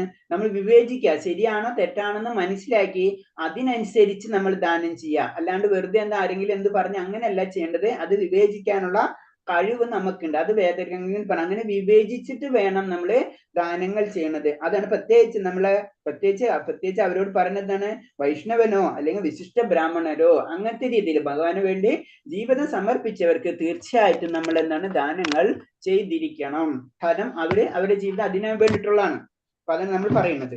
ഓക്കെ, അടുത്തത് യത്തോ പ്രത്യുപകാരാർത്ഥം ഫലമുദ്ദേശ വാ പുനാതീയതേച പരികൃഷ്ടം തദാനം രാജസാസ്മൃതം. ഏതെങ്കിലും ബലം ഉദ്ദേശിച്ചുകൊണ്ടോ പ്രത്യുപകാരം പ്രതീക്ഷിച്ചോ പൂർണ്ണ സമ്മതമില്ലാതെയോ നൽകപ്പെടുന്ന ദാനം രാജസമാണ്. ഇനി രാജസ്യമായിട്ടുള്ള ദാനത്തെ പറ്റിയാണ് ഹരേഷ്ണ വായിച്ചോളൂ. ഹരേ കൃഷ്ണ. യസ്തു പ്രത്യുപകാരാർത്ഥം ഫലമുദ്ദിശ്യ വാ പുനഃ ദീയതേ ച പരിക്ലിഷ്ടം തദാനം രാജസംസ്മൃതം. വിവർത്തനം. ഏതെങ്കിലും ഫലം ഉദ്ദേശിച്ചുകൊണ്ടോ പ്രത്യുപകാരം പ്രതീക്ഷിച്ചോ പൂർണ്ണ സമ്മതം ഇല്ലാതെയോ നൽകപ്പെടുന്ന ദാനം രാജസമാണ്. ഹരേ കൃഷ്ണ. ഹരേ കൃഷ്ണ. ഇതില് പറഞ്ഞത് തന്നെ നമ്മള് ബലം പ്രതീക്ഷിച്ചിട്ട് ദാനം ചെയ്യാം. ഞാൻ അത് കൊടുത്ത അവൻ എനിക്കിത് തരും അങ്ങനെയുള്ള ചിന്ത. പിന്നെ നമ്മളെ പൂർണ്ണ സമ്മതം നമുക്ക് കൊടുത്തത് അബദ്ധമായോ എന്നൊക്കെ എപ്പോഴും നമ്മൾ ചിന്തിച്ചുകൊണ്ടിരിക്കുക. അന്ന് പൂർണ്ണ സമ്മതം ഇല്ലാത്ത നൽകപ്പെടുന്ന ദാനം രാജസമാണ്. അതിന് ഉദാഹരണം പറയുന്നത്, സ്വർഗത്തിലേക്ക് ഉയർത്തുന്ന പ്രതീക്ഷിച്ച് നമ്മൾ പല കാര്യങ്ങളും ചെയ്യുന്നത് അതേ രീതിയിൽ നമുക്ക് അത് കിട്ടും എന്നുള്ള പ്രതീക്ഷയിൽ നമ്മൾ ദാനം ചെയ്യുമ്പോൾ അതെല്ലാം രാജസ്യമാണ്. അതിന് ഉദാഹരണം മേലധികാരികൾ. നമ്മൾ മേലധികാരികൾ തീർച്ചയായിട്ടും നമുക്ക് തരുന്നത് അവരിഷ്ടത്തിനായിരിക്കില്ല അല്ലെ. അപ്പൊ അങ്ങനത്തെ പേര് അതൊക്കെ എന്താണ്? രാജസ്യമായിട്ടുള്ള ദാനമാണ് എന്ന് പറയുന്നത്. ആദേശകാലയദാന അമാവൃതവ്യശ്ചദീയതേ അസത്കൃത അവജ്ഞാതം തത്താമസമുദാഹൃതം. ഉചിതമല്ലാത്ത കാലത്തും അവിശുദ്ധമായ സ്ഥലത്തും അനർഹരായവർക്കും അനർഹരായവർക്കും നൽകപ്പെടുന്ന ദാനവും ആദരവ് കൂടാതെയോ അവജ്ഞ കൂടാതെ നൽകപ്പെടുന്നതും താമസം എന്ന് പറയപ്പെടുന്നു. ഹരേ കൃഷ്ണ വായിച്ചോളൂ. ഹരേ കൃഷ്ണ. അദേശകാലേ യദ്ദാനമപാത്രേഷ്പച്ഛദീയതേ അസത്കൃതമവജ്ഞാതം തത്താമസമുദാഹൃതം. വിവർത്തനം. ഉചിതമല്ലാത്ത കാലത്തും അവിശുദ്ധമായ സ്ഥലത്തും അനർഹരായവർക്കും നൽകപ്പെടുന്ന ദാനം ആദരം കൂടാതെയോ അവജ്ഞയോടെയോ നൽകപ്പെടുന്നതും താമസമെന്ന് പറയപ്പെടുന്നു. ഹരേ കൃഷ്ണ. ഹരേ കൃഷ്ണ. താമസത്താണ് നമ്മൾ അവജ്ഞയോടൊക്കെ കൊടുക്കുക അല്ലെ. ആദരവ് കൂടാതെ കൊടുക്കുക, അവജ്ഞയോട് കൂടാ, ഒരു വിശുദ്ധ അല്ലാത്ത സ്ഥലത്ത് കൊടുക്കുക, അനർഹരായവർക്ക് കൊടുക്കുക. ഇതൊക്കെ എന്താണ്? ഈ എല്ലാ ദാനവും താമസമാണെന്ന് പറഞ്ഞു. അതിന് ഉദാഹരണം പറഞ്ഞത് ലഹരി പാനത്തിലോ ചൂതുകളിക്ക് വേണ്ടിയുള്ള ദാനം തമോ ഗുണം പ്രധാനമത്രേ. അതാണ് നമ്മൾക്ക് ഇന്ന് പൈസ വാങ്ങിച്ചിട്ട് ചിലര് ലഹരി ഉപയോഗിക്കില്ല. അതൊക്കെ താമസ്യമായിട്ടുള്ള ദാനം എന്ന് പറഞ്ഞു. അതിവിടെ പ്രോത്സാഹിക്കുന്നില്ല, പ്രയോജനകരവുമല്ല. അത്തരം ദാനം പാപകർമ്മത്തിനാണ് പ്രേരകമാണ്. നമ്മൾ തന്നെ നമ്മ പാപകർമ്മത്തിന് മുന്നിട്ട് നിൽക്കാണ്. ദാന അർഹരായ ഒരാൾക്ക് അശ്രദ്ധമായ അവഗണനയോട് നൽകുന്ന ദാനവും അത്ര തന്നെ താമസമാണ്. ചിലർക്ക് ദാനം അത് അവരെ അർഹിക്കുന്നവരായിരിക്കും. അവർക്ക് നമ്മ കൊടുക്കുന്ന അവജ്ഞയോടാണെങ്കിൽ ആ ദാനവും താമസമാണ് എന്നാണ് പറയുന്നത്. അപ്പൊ ദാനം ചെയ്യുമ്പോ വളരെയധികം നമ്മൾ ശ്രദ്ധിക്കണം എന്നാണ് പറയുന്നത്. ഇപ്പൊ ഇത്തരം കഴിഞ്ഞു. ഹരേ കൃഷ്ണ. നമ്മൾ വേറെ എന്തെങ്കിലും ഇതിൽ സംശയം ഉണ്ടെങ്കിൽ ചോദിക്കാം. എത്ര 22 ശ്ലോകം കഴിഞ്ഞു. ചെറിയൊരു അധ്യായം.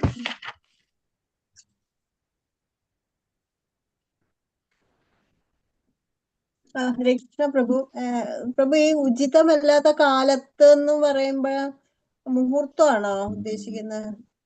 ചില ഈ ജ്യോതിഷമൊക്കെ ഉണ്ടാവൂലേ, ചില മുഹൂർത്തത്തില് ചെയ്തുകൂടാന്നൊക്കെ ഉണ്ട്, ചില നാളില് ദാനം കൊടുക്കാൻ പാടില്ല എന്നൊക്കെ ഉണ്ട്. അതാണോ ഉദ്ദേശിക്കുന്നത്? അതും വരുന്നുണ്ട്. പിന്നെ എന്ന് പറഞ്ഞത് അതും ഒരു കറക്റ്റാണ്. ഉചിതമായ കാലത്ത് എന്ന് പറഞ്ഞത് ചില സമയത്ത് ചിലവർക്ക് ചില സമയത്തിന്റെ ആവശ്യം ഉണ്ടാവില്ല, ആ സമയത്ത് നമ്മൾ കൊടുക്കാം.